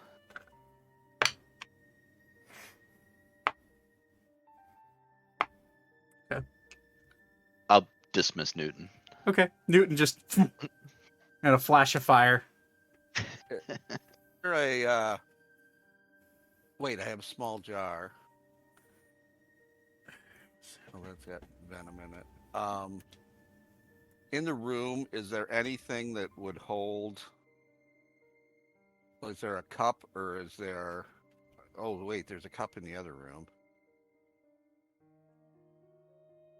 I need something that will hold acid. I mean, you have those jar. You have the alchemy jugs. Well, I know. I don't want to throw the whole damn jug, though. Okay. Um, My monitor just turned off. Please don't tell me you're dying now. I think I bumped it. I'm gonna quick run into the other room and right here Okay. grab one of these cups. Okay. You climb over multiple refugee families and steal a cup off the table. Excuse me. Oh, sorry, that was your finger. Well, not much of it was left. Jesus and then- Christ. I'm going to, from my alchemy jug, pour some acid into that cup, and I'm going like, Vatan, Louis, Yes. Vatan, would you like the honor of throwing it at the eye? I hate that that's a thing. Sir This one Louis, is would- probably this one is probably less accurate than you are. The throw is a dexterity based check, so Yeah. Yeah. Oh, that's kind of like the perfect rogue activity right there. Yeah. all right. the- I'm going to use all my rogueness, and would it be a sleight of hand or No, acrobatic? you're throwing it at the wall. It'd just be a roll your d20 and add your dexterity add your proficiency bonus and your dexterity modifier. Since you are fairly proficient with ranged stuff, I'd say by now. Okay, so I rolled a 13 on my dice. Okay. And what would my other bonuses be? Your proficiency bonus and your dexterity modifier. proficiency probably bonus plus is 7 or 3, 8. so that's 16. And then my dexterity bonus, you said? Yeah, so probably plus 5 by now. My dexterity is 20, so yes, that would Plus be 5. 5. So 21. 21. You're throwing a cup at a wall. Yeah, it hits. The acid sprays out over this glyph, and immediately you see the glyph start to blink and rapidly try to make an Arcana check for me, Vaten and Zane. Since you two are resident magic users in this group right now. Bad roll. Take that nat 20. 13. You can sense this glyph is just rapid firing blindness spells Oh shit! as the acid is ripping in, eating into the stone. Is it working? It seems to be. It's working. This one is not sure. Excuse me. Oh, damn it. Sorry about your hand. I'm going to grab that other mug. Oh, your finger. Oh, sorry. I'll be back. I'll send somebody over. I'm going to repeat the process. Okay, roll another dex. It's essentially a dexterity save, is what it is, because that's If you're proficient. you're proficient in your dex save. Yeah, 25. Yeah, you hit it. Or 23. Yeah, I'll go with your first roll because it technically wasn't with an advantage. Oh, yeah. I'm sorry. 23. Yeah, you hit it, and immediately the green light starts to blink faster and faster and faster, and all of you, the two magically inclined people in this group, start to realize, oh, this thing's pissed. Like, if Do I need more? and eventually the acid seeps down into the cracks of the stone, and the green light stops glowing. Now it is safe. I'm going for more. Oh, it's safe? Elka, make a perception check for me. Hey, Louie. 11. Yeah, it's good enough. Sir Louie.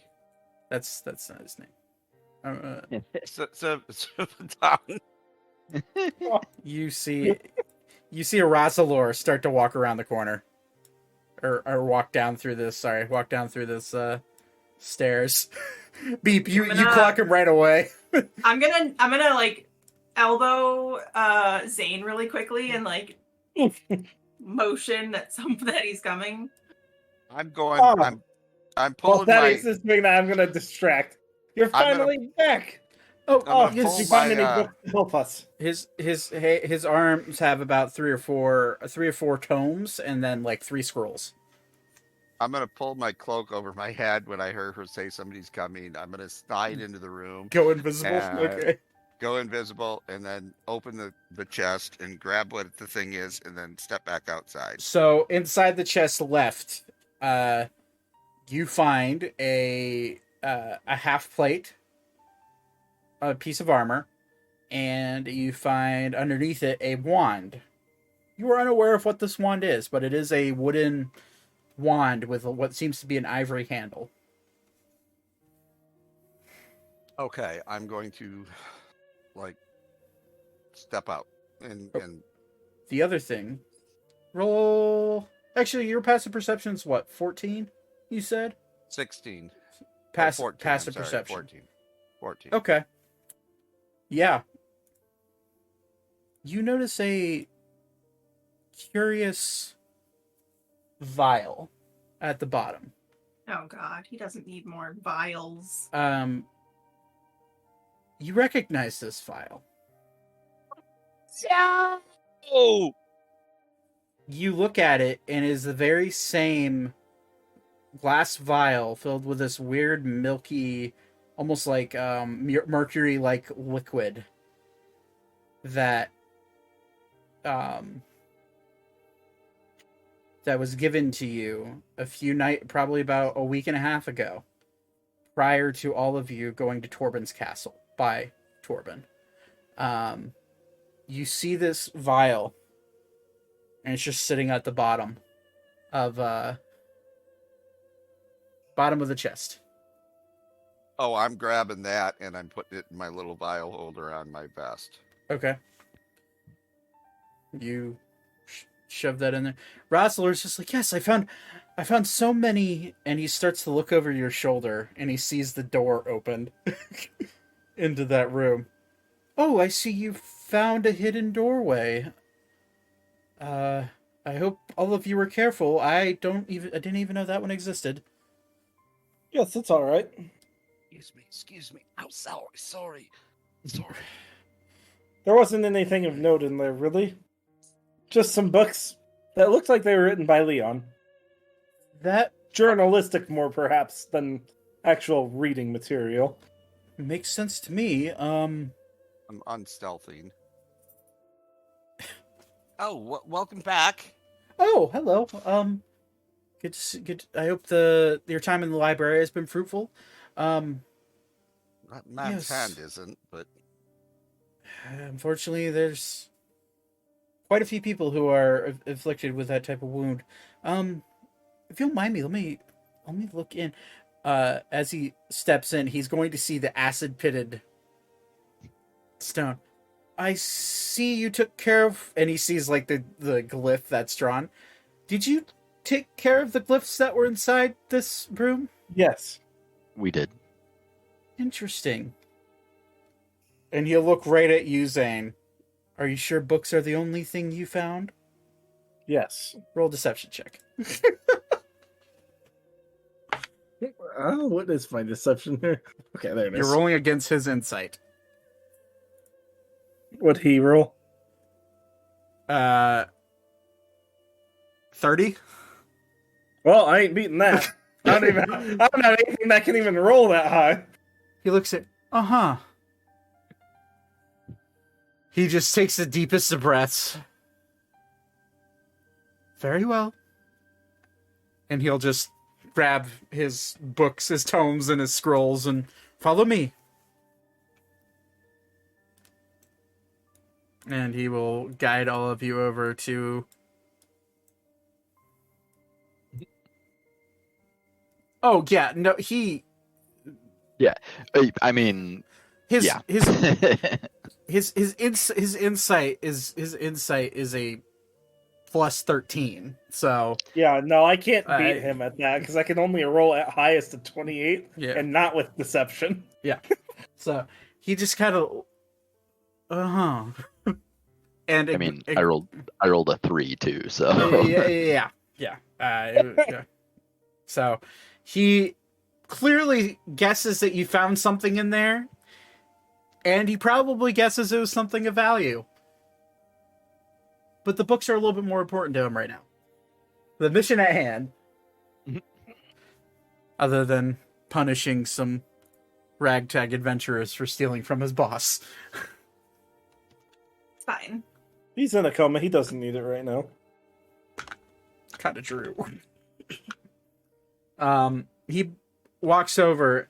I don't know if any of you can read Dwarvish or Celestial.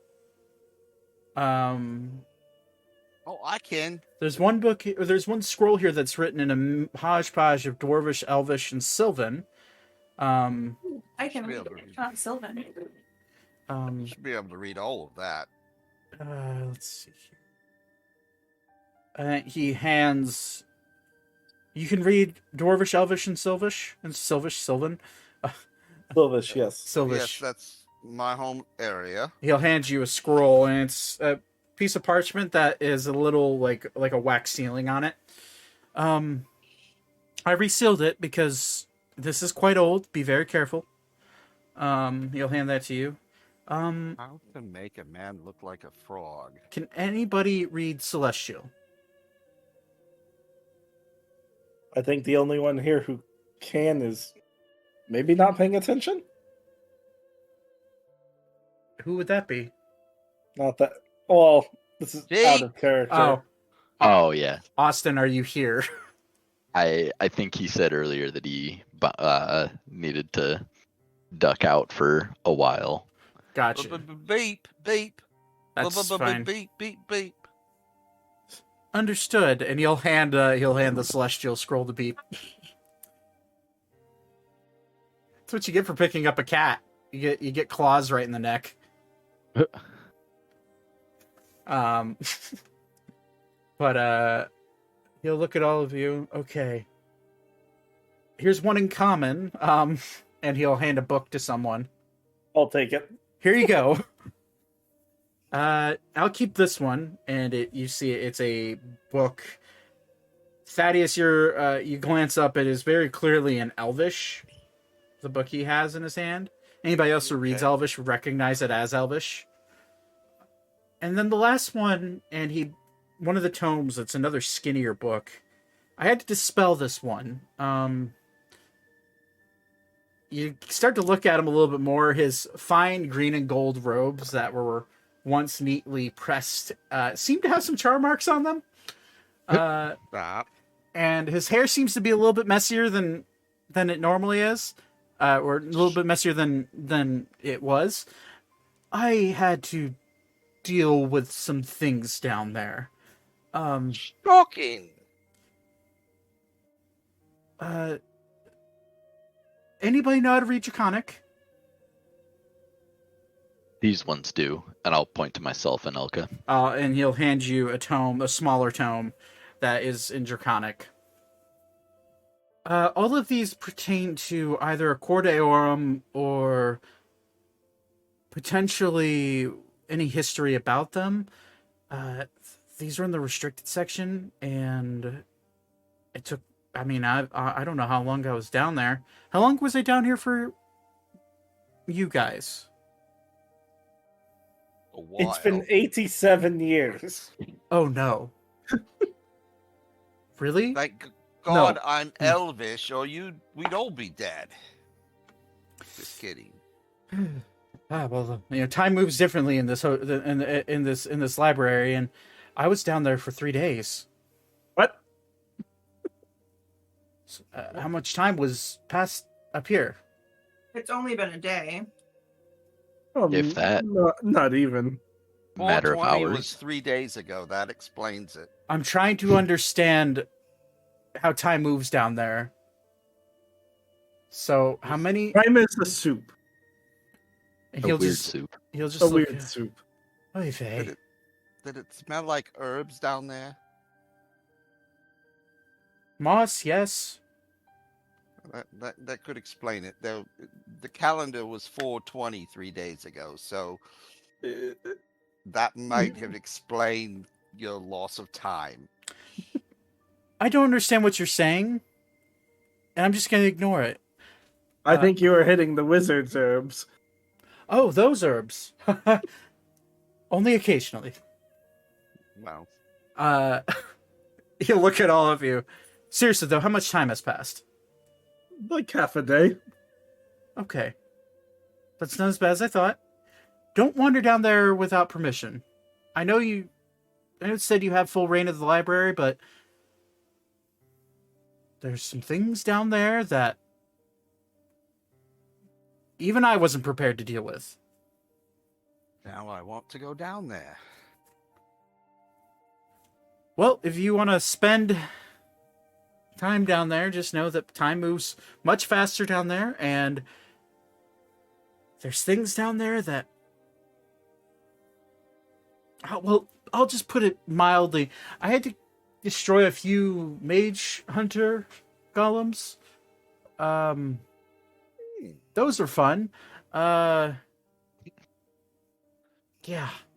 Especially for someone who's magically inclined like myself. That took some time. But I'm here. I found these.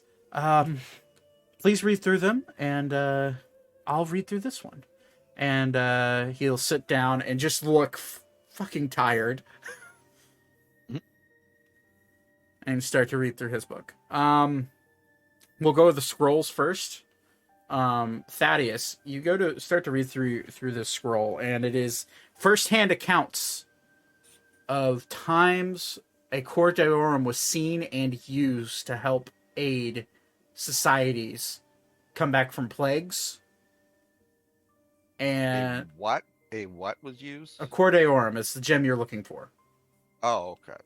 Otherwise known as the Heart of the Gods. This is interesting, folks. You start to read about how during the fracture, the first wave of the fractures, and you start to read and you realize that the fracture wasn't just a single event. Like some people may think. It wasn't just something that happened over a span of a week. This happened over a span of 100 or so years. In the first wave of the fracture, you read that a deity, one of the founder gods, dubbed the Plague Bringer, also known as the god of tyranny and illness, Bane, brought a onslaught of plague and death that swept across the known world during the beginning of the fracture. And these gems, although history is boggled about when they were made, according to this scroll, the gems were in existence during the fracture. And they were used to aid in bringing multiple cities and towns out of plagues brought by this god. You also read a dwarvish account of this gem being offered up by its creator, Osnet Enburn, to basically use one of the gems to bring a god back to life. Specifically, the god that had been slayed is one of the founding gods of the dwarves, the Iron Father Gond. It's stated that another one of the founder gods, Bashaba, the Curse Giver, beheaded Gond during one of their battles, and Gond was brought to the body of Gond was brought to Osnet to basically bring him back to life. And these are multiple accounts of these gems throughout on the scroll, and there's about 5 or 6 different sections on this scroll as you read that account of it curing plagues and bringing people back to life and regrowing limbs. How do you spell God? Gond is Gond. Gond, the Iron Father.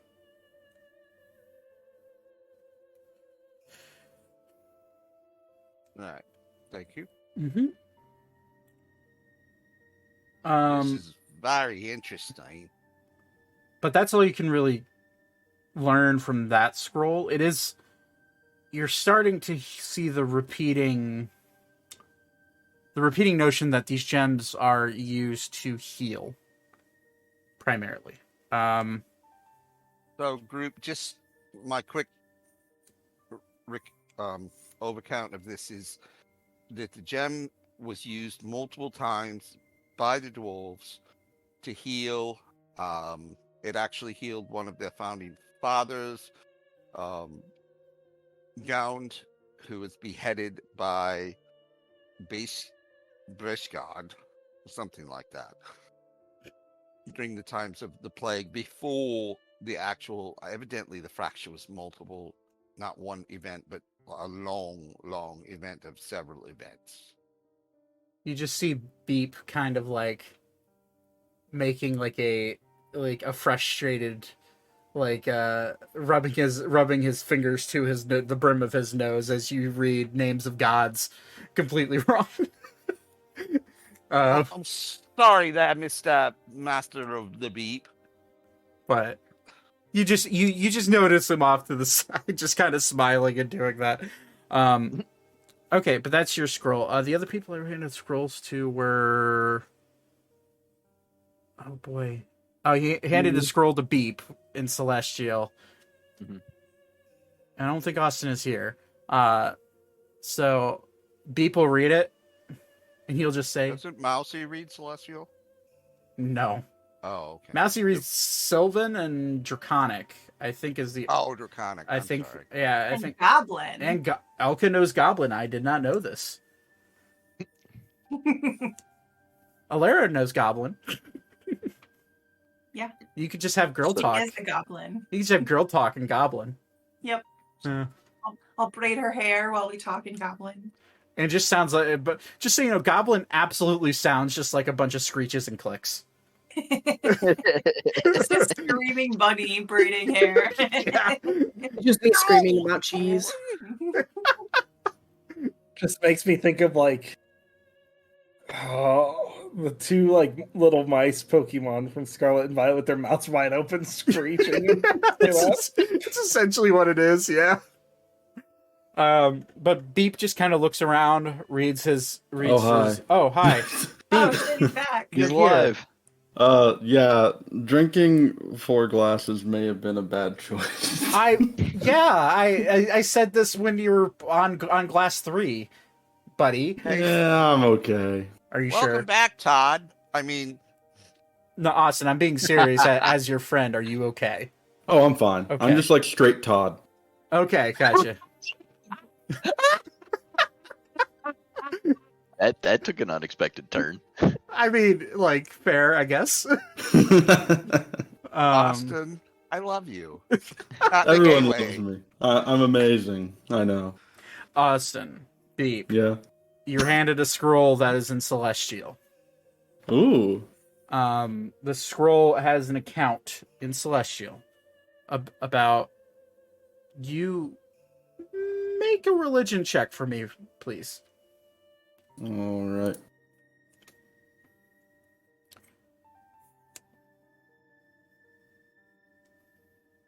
$16. You feel a very similar energy coming off this scroll that was similar to when you climbed the world tree down in Ushar. The same energy that surrounded you in your youth as you climbed too high. But as you read, you get the sense that this scroll was either written by a god themselves or a very powerful acolyte of one of the gods. As you read it, you read of a first-hand account of the Cordeorum being created and how Eldath, the Peacebringer, imbued her own basically life force into these gems. And you read that not only were there 5 that were created, but there's a 6th. Ooh. That Osnet, the creator himself, made specifically for his own home. And you would read that the 6th was considered a failure to Osnet because the gem itself that he chose to imbue with this power couldn't handle it as well as the other gems he had selected and created himself. You'd also read that these gems were originally designed and created to be aids in destroying the Aversirs, the destroyers. You would also read that the gems are basically pure, divine energy in its purest form that is crystallized. But you read all that, and everybody else is just kind of dug in to reading something right now as you look up. It's not that long of a scroll, but it does feel like it is literally a first-hand account from a god, if there could be one. All right. So I'm gonna have. I imagine there's empty paper nearby, or like Oh yeah. virus or whatever. Oh yeah. Yeah. So Beep is just gonna translate it all into common. Okay. Beep does that. I have part of those writings. I will finish those, and then I will share this piece of parchment. I'll share all these scrolls with you guys. Let me just assume for the scrolls. Todd or Thaddeus, would Thaddeus try to translate and decipher and put on a piece of paper himself and into common so everybody would be able to read it? Yes. Okay. I'm gonna say it would take some time. Next session, I will provide all of those to you, so you'll have them. You'll be able to read them, and there'll be field notes for you, so that way you can refer back to it. In the book that hit me on the head, Mhm. and I threw that in. I don't know what it was, but I threw that in my book or my bag of holding. Okay, I mean you can take a look at it if you want, but while everybody else is reading, and Well, I will look at it after you get through everybody else. okay, sounds good. All right, so a a smaller book written in Draconic was handed to Vaten and Elka. All of you read through it. Both of you read through it, and it's tales from a Draconic tribe that lived in the Blackrun Forest prior to the fracture. And it talks about a first-hand account of the master craftsman Osnet Embern coming down from the mountains of Arendur, or coming down from the keep of Arendur, and bringing his own personal gem to help aid in a sickness that had swept across this draconic tribe, these dragonborns, that had essentially made their scale start to shed rapidly. And he came down and started healing and curing those of this curse or illness, with this tiny little. They describe it as a gem as a plain, clear gem of opalescent shine and shimmer at its face value. As it's being used, a bright golden ray shines from this gem as it is touched upon someone who is ill. There's one more account in there, and it's of a village chief, and it's labeled as that of a village chief, and it's labeled his name is looking that's his name. His name is Tothgar, and it's the only name he gives, and he's labeled as the village chieftain of another draconic tribe that is loosely. It's kind of loose in seeing if this is from the same tribe that was inflicted with this curse, or if it was a different one. But it is a first-hand account of a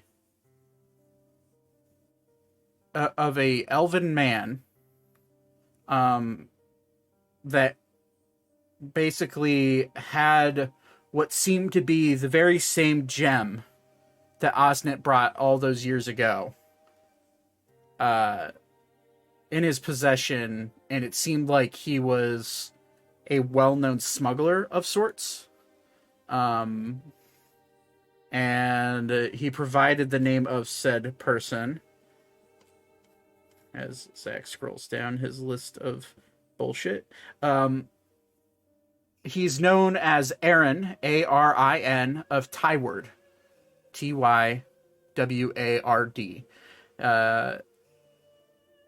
First-hand account of this elvish man seemed to be dressed more like a thief or a rogue, beelining through the mountains, desperately trying to hide. And in his possession, in a chain that is hanging around his neck, is this very same gem that was accounted in the prior story. It would also state that this happened somewhere within the Rania Trench. And there is no date stamp for this. But you read through that.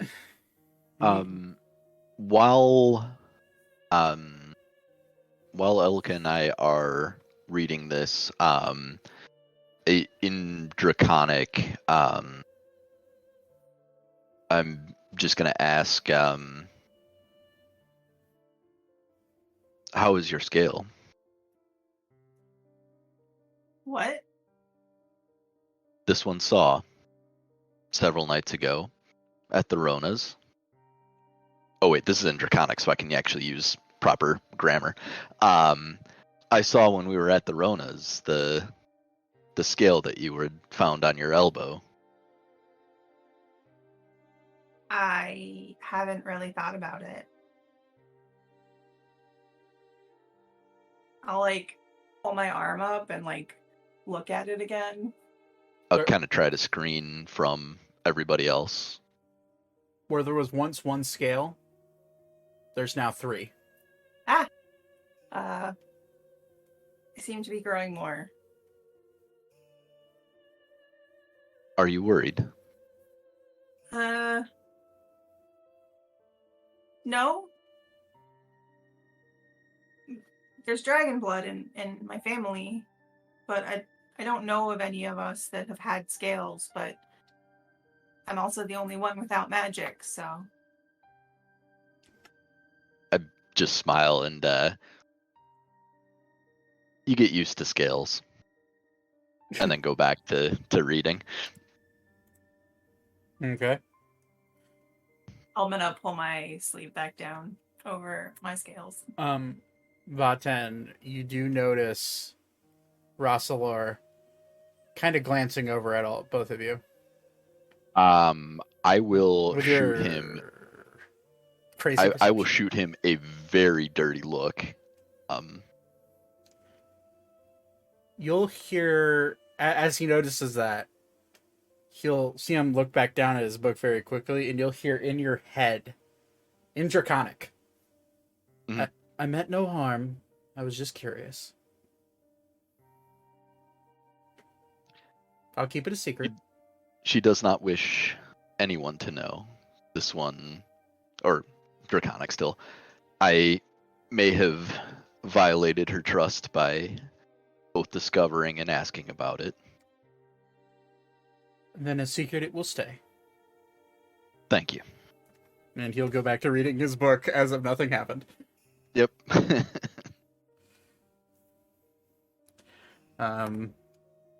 Okay. So as you go read through that, Zane, book in common. Yeah. It's a pretty interesting book. In fact, it is you look at it, and scratched out on the leather binding, you see the name Lilac again. And then you see volume 1. And you gather that this is The Tales of Lilac the Bard, volume 1. And as you open up this book, the first story inside this book is labeled Osnet the Gemsmith. You read, and again, I have a full fucking book for you if you want it. You read essentially how fuck it. We're gonna read the book here. It's only like 10 paragraphs. Oh God. Are we doing this and then wrapping up? I might bail Yeah, if we that's can the case. we can wrap up after that, yeah. All right, yeah, I might just bail on this because I have to get up super early tomorrow. Okay. So Well, I'll be providing the full list of stuff to you guys that you've read. perfect. But it reads. Then, If you want to bail, you can. That's fine. yeah, cool. Uh, Thanks. yep. Have a good one, all. Yeah, you too. Thanks. It reads, in a land far, far away, there once lived a great dwarven master craftsman named Osnet Embern. Osnet was known throughout the land for his skill in crafting beautiful and magical gems. But one of his greatest creations was a gem called a Cor Deorum. The Cor Deorum was a small gemstone that shone with a brilliant opalescent light. Imbued with the life force of the Peacebringer, Eldath, it was said that the gem had the power to heal all wounds, cure all illnesses, and even bring people back from the dead. Osnet had crafted 5 of these gems for the 5 Dwarven lords, and 1 for himself. One day, a great plague swept across the land, and many people fell ill. The king of the land was desperate to find a cure and promised great riches to anyone who could save his people. Hearing of the king's offer, a brave adventurer named Roran set out to find one of the legendary Cordeorum gems. Roran traveled far and wide, battling dangerous creatures and braving treacherous terrain. After many long weeks, he finally reached Osnit's workshop, deep within a mountain. The dwarven craftsman welcomed Roran warmly and showed him the 5 Cordeorum gems he had crafted and set aside for the 5 dwarven lords. Roran knew that he could not take all of the gems, so he asked Osnit which one was the most powerful. Osnit laughed and said all of them were the same. Osnit then handed Roran a gem that was not one of the 5, stating that those gems belonged to the 5 dwarven lords. The gem bestowed to Roran was a smaller gem, a gem of great beauty, yet fragile design. Roran, frustrated with the old dwarf, proclaimed that such a fragile gem would simply turn to dust if transported all the way back to his kingdom. Osnit laughed again and simply said, "Watch this." It is said that Osnit took up a battle axe and chopped off his own hand, right in front of Roran.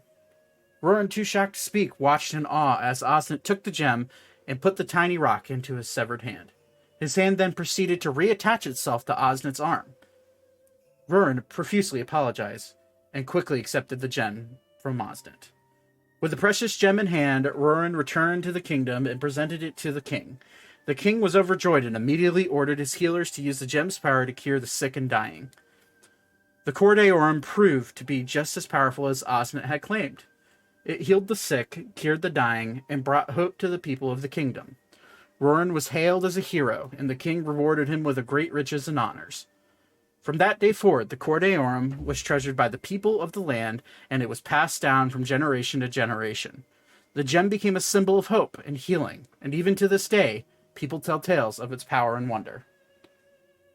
You flip the page, and it's labeled Aaron the Fool.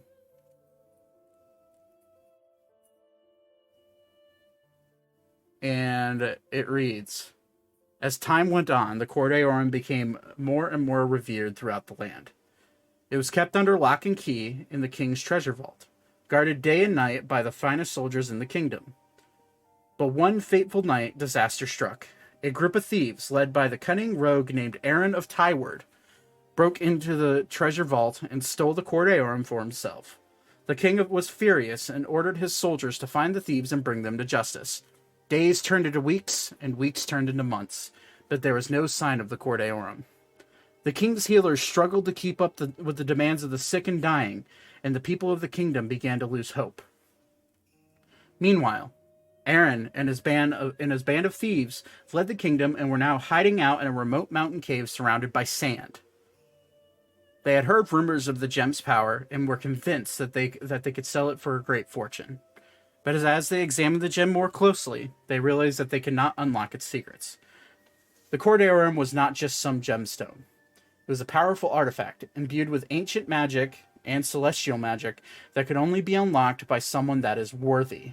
And so Aaron and his band of thieves were forced to abandon the gem, leaving it behind in the mountain cave to be lost to history.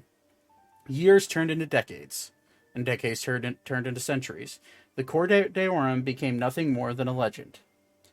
Many searched for the gem, but none could find it. To this day, no one knows what happened to Osnit's 6th gem. End story.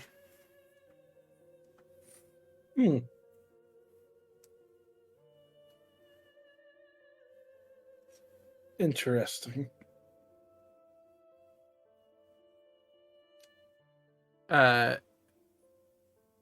As Rossalor kind of looks around,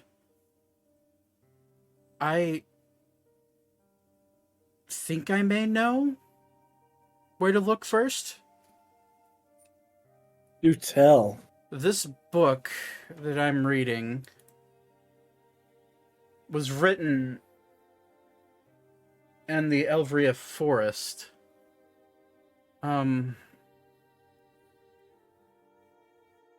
And apparently it came from one of the dwarves that used to live in Elon, the elvish kingdom that sits in the Onokaris Mountains, just, well, a good 300 miles south of Arandur.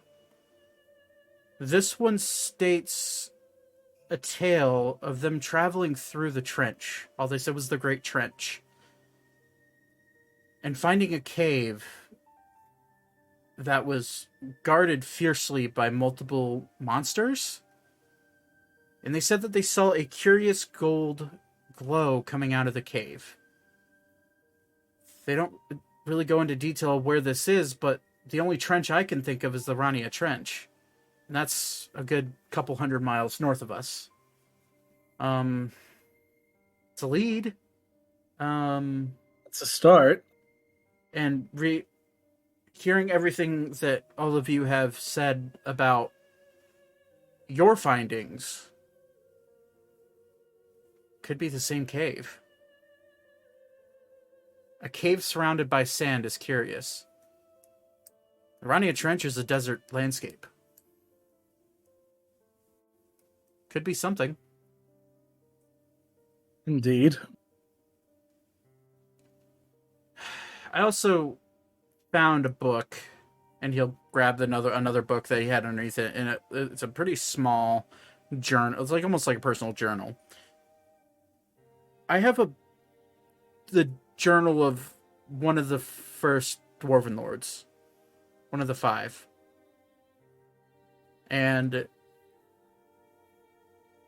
his name. Zach goes and checks his other PDF. His name is Gregor Nolik. He apparently he was the first lord of one of the dwarven keeps in Valentia. Foithrandir, I think, is what this translates to. It seems like this keep sits somewhere north of the Tanglewood Forest. But he speaks of a marvelous gem that was gifted to him from a master craftsman, but he doesn't name it. That could be another lead. Certainly an option. There's also certainly a precedent in folklore that these things actually existed. Based on the first book that I read, this is directly related to the 5 dwarven legends of history. That is this tying in correctly? Am I perceiving this correct? Well, if we combine all the stories that I found and that you all have read, along with any findings that you've potentially found in the main library area, it seems that the Cor Deorum were made before the fracture, and or during the fracture, to heal, and maybe those gems were eventually gifted to the 5 Dwarven Lords. Now, this is why the complete lack of history during the fracture and before the fracture is really frustrating, because all we get is eyewitness accounts and guesses. Maybe the 5 Dwarven Lords were the ones that were spoke about in that folklore book. Or maybe they're someone completely different and they were Dwarven Lords of different ages. But all I know is, according to these tales, these existed. I mean, my storybook was quite clear. It was 5 brothers. This would be cognitive. I don't know if that's the right word. Cohesive. It would match the story, basically. And I agree. I think that's... Oh? Well, we do know where all the 5 great dwarven keeps are. Those are well known. In fact, some of the keeps and some of the kingdom. Well, they're cities. They're called keeps, but they're cities in stone, cities and mountains. That the dwarves just kind of hid away in during the fracture. Most of the dwarves weren't affected by it because they didn't have a need to come above ground. They only helped when it was needed, I guess, according to these stories. But, I mean, the closest dwarven keep to us is Irondoor, and it's north of the Rania Trench. That's a good place to start. Maybe the king can somehow get you entry into the kingdom there. It is ran by oligarchs, so I don't know how long that process would take, but that would be an option. I also don't know how we'd get a letter out to whoever's in charge there. I've never been there myself. I could teleport you there if we want to be risky. Part of me is thinking this 6th gem might be the easiest to look for. We should probably hit up the trench, don't you think? It's the closest. Oh, I could teleport you to the trench. You know, Well, we have a way there. right. Well, do I have access to a circle? And he starts to think. This is also Zach trying to think if there's a magic circle that he has access to over there. Well, we can take the airship, it should be about ready. Without... I could probably take you to... I could take you to Monmouth, which is on an island, but it's close. But you'd have to find a way to get across the ocean. You also said you wanted to go find help. You had a friend. Yes. You had a friend in Keister. You said that could help you. Indeed. So, I'm trying to figure out a way to get all of you out of the city without having to deal with dragons. Oh, we can manage. And as this is happening, you hear the doors burst open, and walking in is Ander, covered head to toe in just crimson blood. He just walks in, looks at everybody. It's been a busy day. How are you guys? It's been fruitful. Yeah, to be better than you? Oh, I'm perfectly fine. And you see him reach down into his bag of holding, and he pulls out a full ass adult blue dragon head. They said they were paying. They said they were paying for dragons. Indeed, they did. That's all I'm saying. Listen. And then he pulls out what looks like a young dragon head. I got that one. I think this one is the one that I need to share with Ori because it was already beat to hell whenever I found it. And then he pulls out what looks like an ancient blue dragon's head.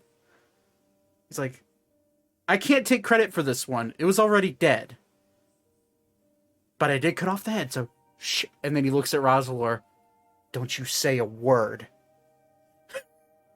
Rosalor just kind of looks. Your secret is safe with me. Actually, you're kind of the man that... And you see Rosalor kind of like wave his hand and press to digitate as much blood off of Ander as he can. You're kind of the man that I was about to ask about. Have you had any word about your ship? Oh, ship. Yeah, so the guys did get a hold of me. They are currently not anywhere close. They had to take it all the way down to... I think they said Akbington, it's basically south of the Haverlem Mountains. So that's Wall City. This is Zach trying to find the map and remember what the fucking spelling is on it. Here we go. Yes, Arbington. Sorry, I couldn't tell if it was a K or an R from that far out. They're in Arbington, by the looks of it, and that was the closest sky ship port that they could find. Currently, repairs are being made. They did tell me that there wasn't any destruction past Vogas. But they did say that Iodana and Kinyard are destroyed. And Unfortunate. Rosalor just kind of looks. Well, that's... At least they stopped at Kinyard and didn't go after our crops in Norwich and Jarlford, but... Well, that's also a problem. Apparently there's younger wormlings causing havoc in Norwich right now. The only reason they know that is because they saw a flock of them fly while they were flying past. I can only assume they're causing issues. But they didn't bother to check because they're dealing with a half-broken skyship. So that's going to be... need that skyship. Well, it's going to be in Arbington for another few days. Hey, Rossi, don't you know how to teleport and shit? Can't you just teleport us to Arbington? I can. In fact, I have access to a circle there at the library there. We could go if all of you want to. We don't have to do it today, obviously. The king said you could stay here as long as you need, but I know you said that you may need to stop in Keister, but you can always just head north from Arbington in a skyship and be in Keister in a day and a half. But at the very least, you don't have to sneak out of the city away from dragons. Unless you want to fight dragons. Clearly, Ander fought some. But it's up to you. I have the spell ready. I can draw a circle at any time and take you wherever you need to go as long as I have access. Or I could randomly teleport us, which could put us in a mountainside if we're not careful. I think we should hold off at least another night. I think we have some healing up to do. Very well. Well, we have... I see that all of you have started scribing into common on pieces of paper. I'll do the same for the books that I read, and I'll also... Zane, you can just keep that book. All right. That seemed to be helpful. And you may get a kick out of some of the stories inside that book. It's good reading. A little bit old, but it's good reading. But yeah, I mean, if you guys are ready, we can go back down below. And at this point, it's starting to get close to like 5 or 6 o'clock at night. Just a very long day of studying and reading and information gathering. Vaten, did you want to use... Oh, wait, he's not here. I'm going to say Vaten is going to go around and cure wounds, whoever he needs to. Now that he realizes that everything is calming down. Well, you need to clean off, and Rosalar will take a jet of water and just splash the fuck out of Ander. Hello. I'm gonna raise my hand. I'm kind of got my ass kicked. Oh, are you okay? Alive, but I could. Well, let's just say I'm about 3/4, maybe 2/3 of my abilities. Well, unfortunately, I'm not a healer. I'm just a magic user. You could go find your healing friend, and at this point, Vaten's walking back, like, wiping his hands off. And you look at you, realize that you're still kind of look like shit, and so does Zane. And he'll walk up and dump his last 2 3rd level spell slots into each of you for a 3rd level cure wounds, which I will throw that up now. I just gotta find it. Cure wounds at 3rd level. This is for Zane. 24 points of healing for Zane.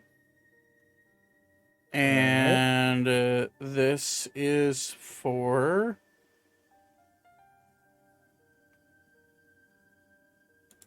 Thaddeus. 3rd level. Bam.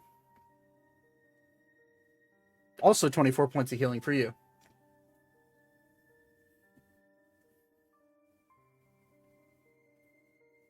So, he kind of smirks at all of you, and then Rassilor juts the water back up into the water sphere. Down you go. Time for a good night's rest. And if you guys want to travel to Arbington tomorrow morning, we can. But or if you want to sneak out of Artemis, by all means, you can walk. But the spell is available to you.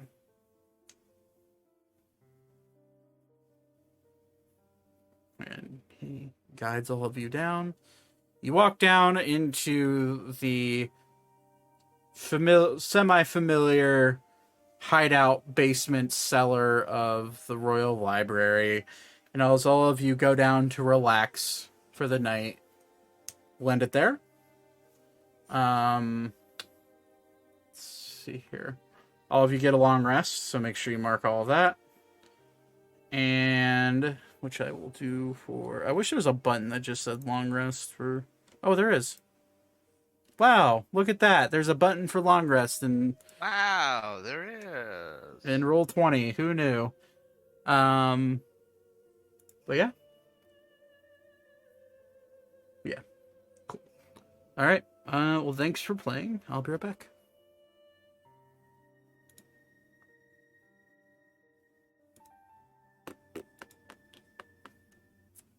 Alrighty, friends. That one. All right. It's going to do it. Thank you for hanging out.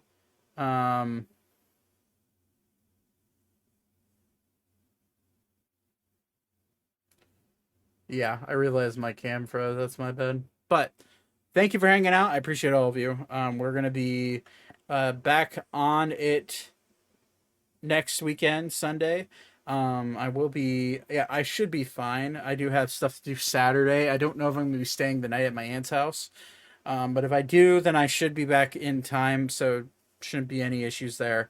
But we are coming up on some dates where I will have to take off. I did get the official date for that. I will be gone pretty much the entire last... there will be no Tales of Ammriel on, I believe it's the 21st or the 28th of May. I will be up north in the great state of Wisconsin at a wedding. So I will not have internet, nor will I have my setup to do any of that stuff. But thank you for watching. I'll catch you guys next Sunday where we will continue the story and hopefully find out what's next. So have a wonderful night. I'll see you guys later. Peace out. Bye-bye.